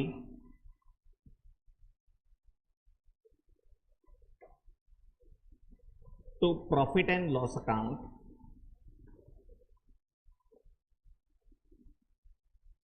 sharing profit 630। चलो now close all accounts. Tell me A में which side total is more, debit is more ना, 6890,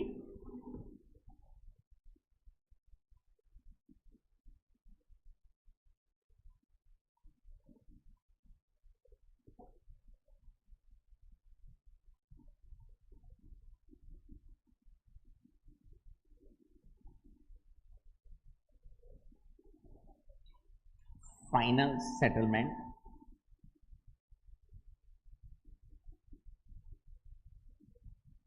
बाय कैश बैंक। बोलो कितना आ रहा है, 18,90,000। अब मुझे बताओ बी में क्या आ रहा, credit side mode 30 lakh,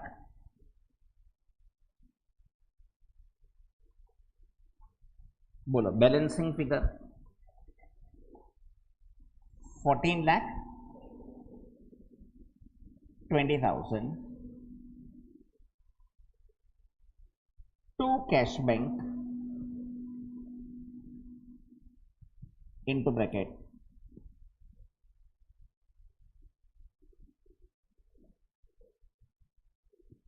final settlement।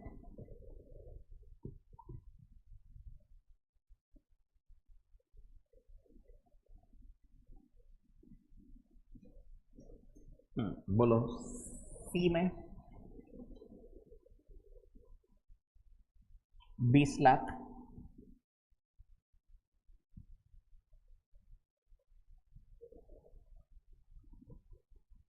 To cash bank,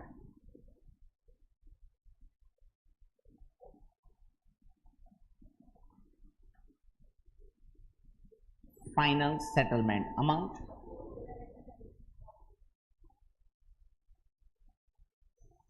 4,70,000। Check करो क्या ये क्रॉस टैली हो रहा है?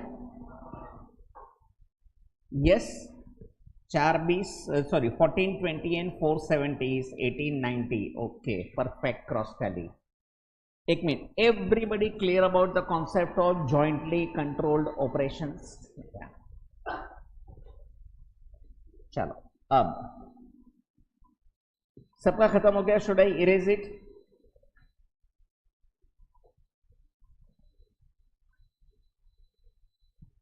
चलो, अब हेडिंग दो,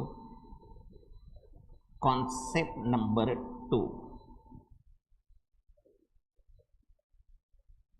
जॉइंटली कंट्रोल्ड एसेट्स, JCA।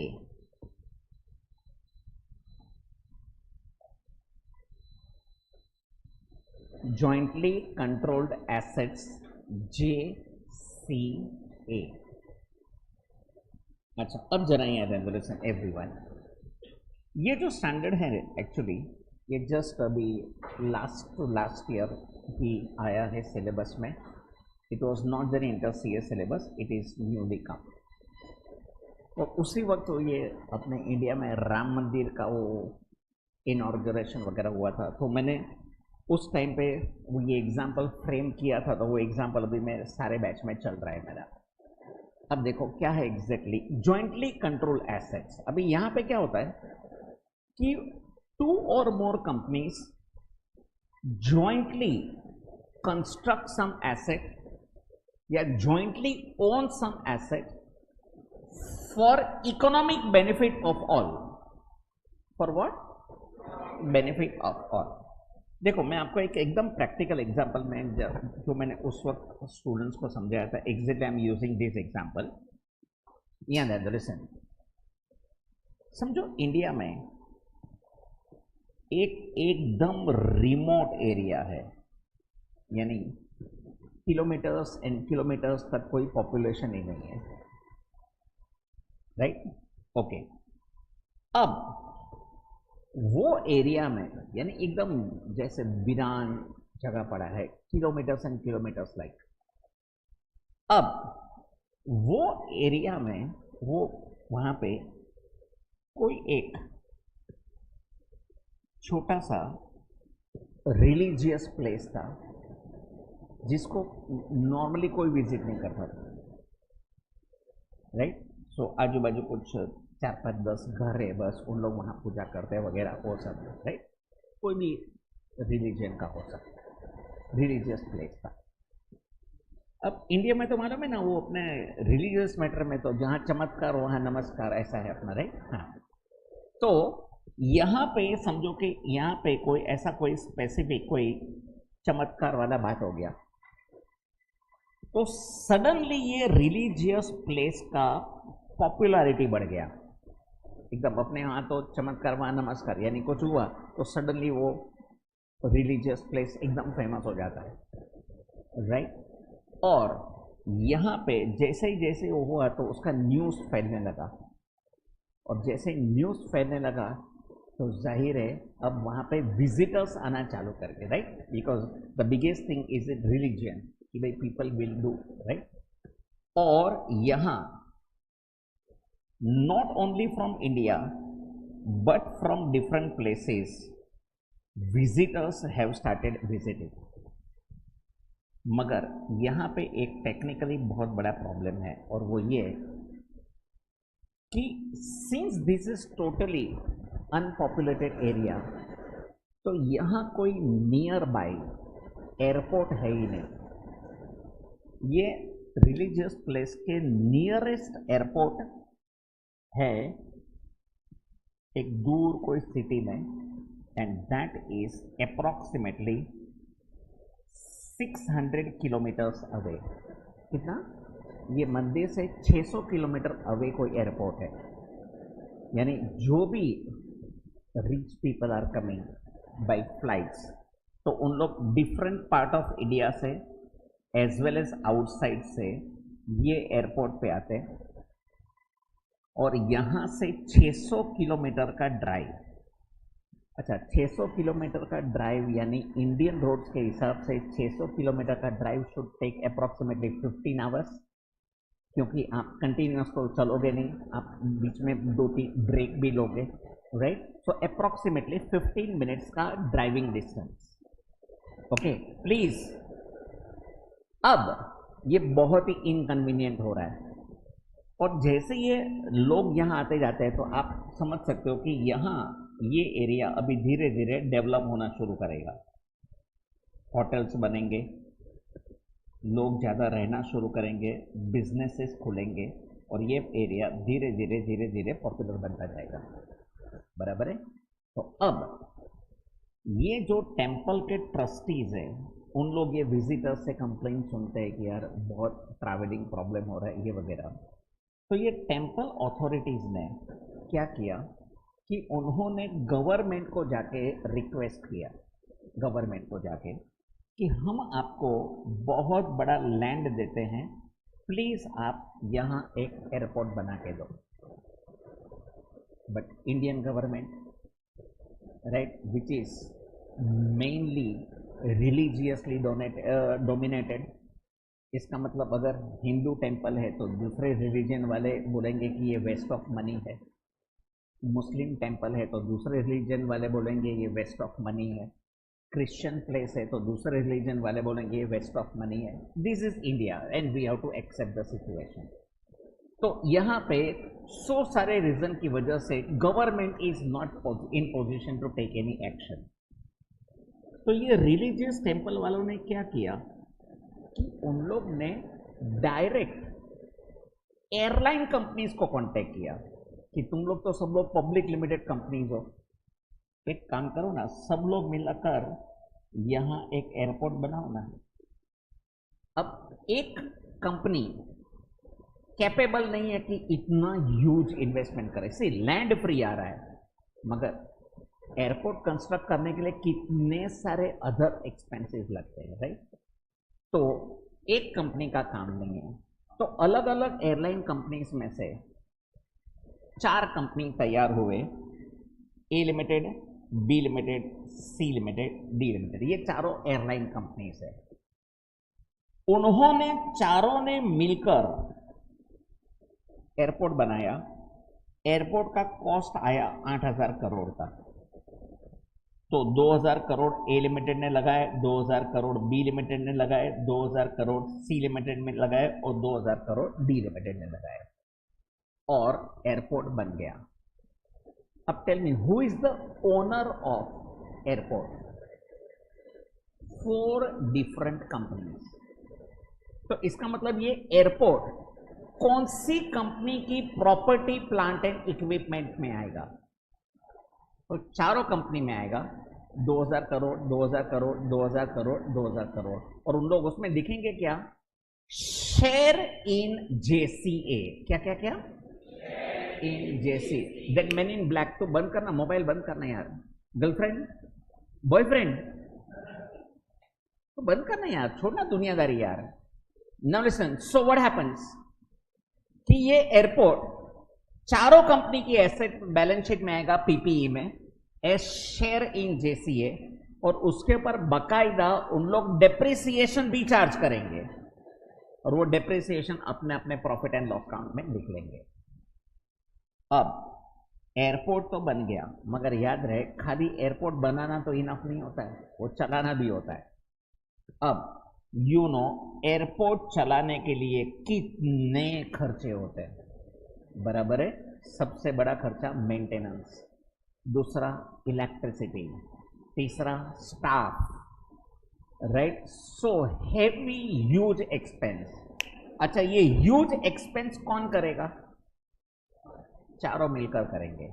समझो साल का एयरपोर्ट रनिंग एक्सपेंसेस आया है 800 करोड़, तो चारों कंपनी 200 करोड़ 200 करोड़ 200 करोड़ 200 करोड़ डालेंगे और अपने प्रॉफिट एंड लॉस अकाउंट में अदर एक्सपेंस में एक्सपेंस करके लिखेंगे share in JCA expenses. what share in JCA expenses.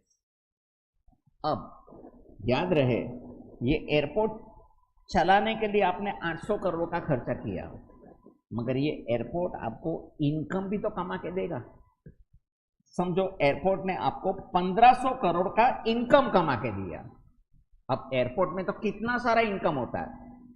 सबसे huge income parking charges, right. Aircraft के जो पार्किंग चार्जेस है वो पर मिनट के हिसाब से उन लोग चार्ज करते हैं. आई रिपीट, पर मिनट के हिसाब से. यानी कोई भी एयरलाइन कंपनी का अगर फ्लाइट डिले होता है तो that cost them hugely. So इसलिए जो इफेक्टिव एयरलाइन कंपनी है they try to keep their flights on time.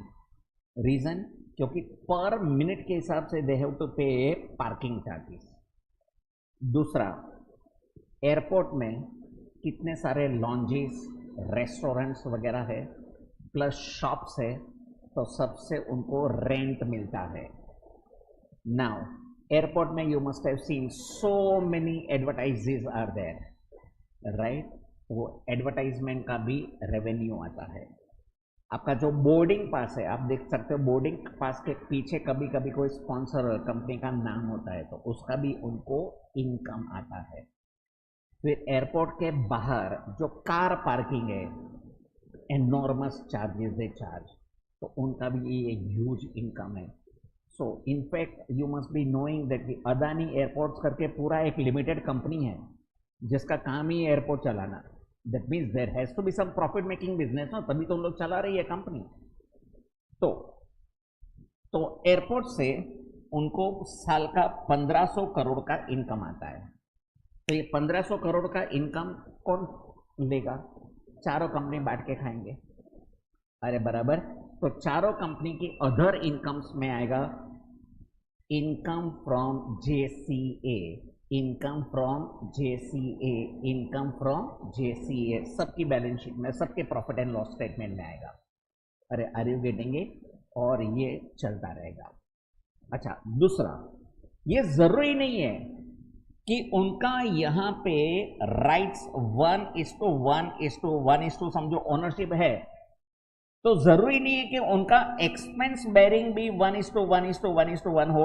जरूरी ये भी नहीं है कि उनका इनकम डिस्ट्रीब्यूशन भी 1:1:1 हो. सबका अलग अलग भी हो सकता है. क्योंकि फॉर एग्जांपल ए लिमिटेड का ये एयरपोर्ट पे दिन में खाली 3 फ्लाइट आता है, मगर बी लिमिटेड का ये एयरपोर्ट में दिन में 8 फ्लाइट आता है. तो इसका मतलब खर्चा बी लिमिटेड ज्यादा बेर करेगा. अरे आर यू गेटिंग इट? यानी जरूरी नहीं है कि जो रेशियो में उनका ओनरशिप हो वही रेशियो में उनका इनकम एंड एक्सपेंस का डिस्ट्रीब्यूशन भी हो, वो भी अलग हो सकता है. सो this is the concept of JCA, jointly controlled assets. एकदम क्लियर एवरीवन? फाइन. एक काम करो, आपने JCA करके हेडिंग लिखा है, उधर लिखो refer notes page number 6.36.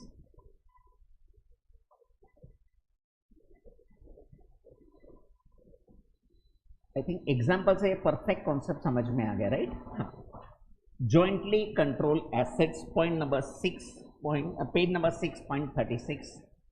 Read it please everybody. Under this form of joint venture, first point, when 2 or more companies join together to own and maintain assets for economic benefits of all is called jointly controlled assets. Jointly owned assets will appear in individual balance sheets of the venturers under the head property, plant and equipments as share in JCA on which even depreciation will be charged. 3. The revenue from jointly owned assets and even expenses of jointly owned assets will appear in profit and loss statement of individual venturers as share in JCA incomes or expenses. एक minute, are you clear? अच्छा, इसके ऊपर भी मैंने एक सम खुद frame करके रखा है कि ये सम समझेंगे तो कॉन्सेप्ट भी समझ में आ जाएगा. Question number 4.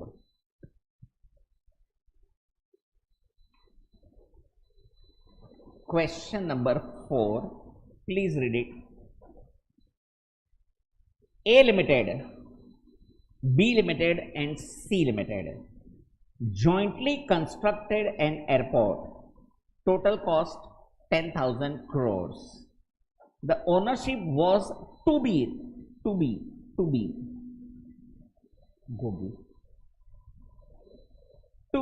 in the ratio 5:3:2. They further decided to share incomes in the ratio 3:2:1 and expenses in the ratio 2:2:1. Oh, other expenses, other data: rate of depreciation 5%, revenue generated from airport 600 crores, airport maintenance cost 250 crores. Please show extract of financial statement of each co-venturer. अच्छा सुनो, यहाँ पे उन लोग आपको complete financial statement तो पूछ ही नहीं सकते, एक्स्ट्रा की पूछ सकते हैं, क्योंकि यहाँ पे उनका पूरा फाइनेंशियल स्टेटमेंट आएगा या खाली स्मॉल पार्ट ऑफ दैट कि उनका जो जेसीए रिलेटेड आइटम है वो पूछ सकते हैं खाली, यानी हमेशा एक्सपेक्ट ही आ सकता है. Are you getting it? Fine. चलो लेट्स स्टार्ट. कितने को वेंचरर्स है? 3. Give the heading extract of financial statements.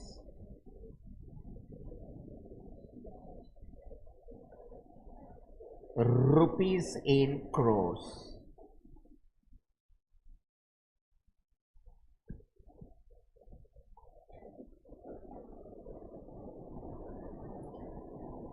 Extract of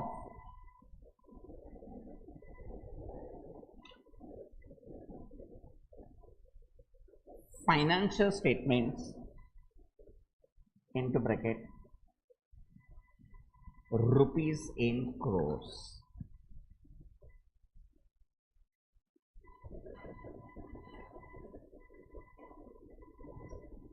A Limited, B Limited, C Limited.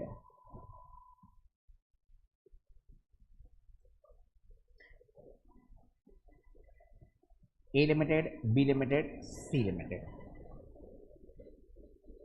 अच्छा, फाइनेंशियल स्टेटमेंट का मतलब खाली बैलेंस शीट या balance sheet and profit and loss? Balance sheet and profit and loss. तो पहला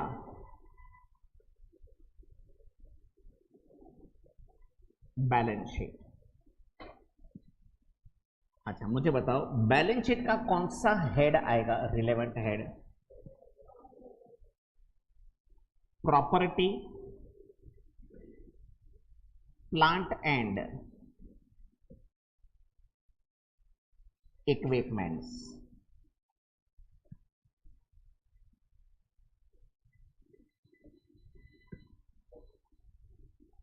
उसमें आप क्या लिखोगे? Share in JCA. अच्छा, 10,000 करोड़ का एयरपोर्ट बनाया, अरे बराबर, रेशियो है 5:3:2. बोलो 5,000 करोड़, 3,000 करोड़, 2,000 करोड़ माइनस डेप्रिसिएशन, इसके ऊपर बकायदा डेप्रिसिएशन भी चार्ज कर सकते हो आप। बोलो what is the rate of depreciation? 5%। बोलो 5% के हिसाब से डेप्रिसिएशन कितना होगा? 250, 150, 100।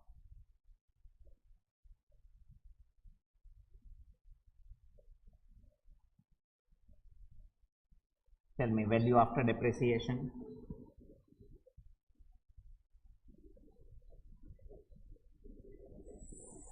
4750, 2850, 1900। बस, तो बैलेंस शीट का एक ही हेड था। अब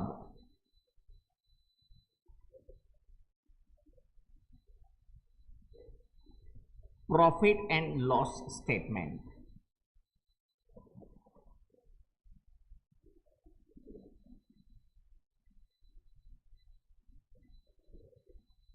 अच्छा भाई, प्रॉफिट एंड लॉस स्टेटमेंट के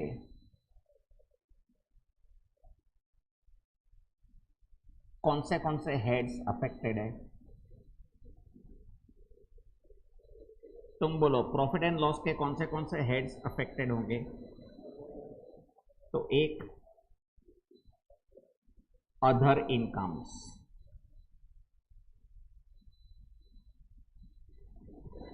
एक क्या होगा?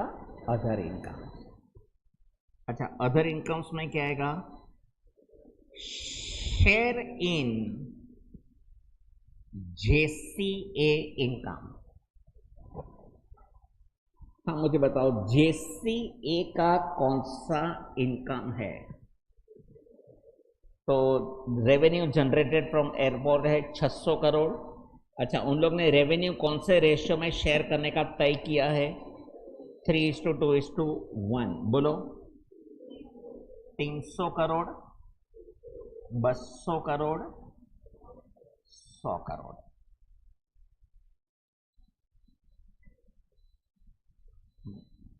सबके नीचे ऐसे डबल लाइन ड्रॉ करते जाना ताकि आपको पता चले कुछ टोटलिंग वोटलिंग नहीं करने का, ये खाली एक्सट्रैक्ट है।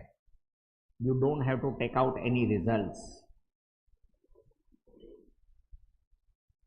क्योंकि ये पूरा प्रॉफिट एंड लॉस स्टेटमेंट है या खाली फोकस्ड एरिया? फोकस्ड एरिया है। दूसरा कौन सा हेड अफेक्टेड है? Depreciation and amortisation.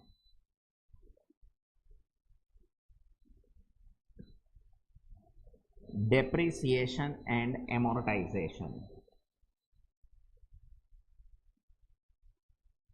अच्छा, डेप्रिसिएशन एंड एमोर्टाइजेशन में क्या आएगा?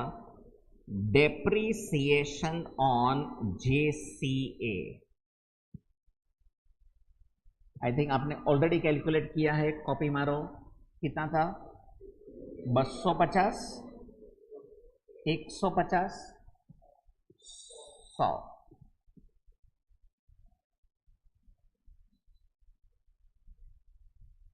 फिर वो डबल लाइन। आई थिंक एक और है,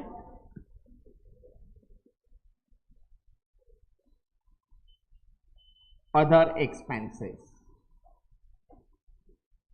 बोलो अदर एक्सपेंसेस में क्या आएगा? Share in JCA maintenance cost. कितना था जेसीए का मेंटेनेंस कॉस्ट? 250 करोड़। अच्छा, उसके बारे में उन्होंने क्या रेशियो डिसाइड किया था, जरा जुओ तो। 2:2:1। बोलो 100 करोड़, 100 करोड़, 50 करोड़।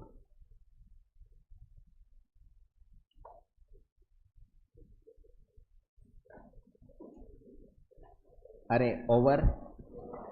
चलो, आज मैं आपको एक सम होमवर्क के लिए दे रहा हूं। Question number 5, institute some homework. Promise me everybody will try and come. कल मेरा पहला काम होगा ये सम का सॉल्यूशन, और फिर हम चलेंगे आगे। पक्का एवरीबडी विल ट्राई ना? चलो, मगर कल याद रहे, नॉट 1 o'clock, 1:30।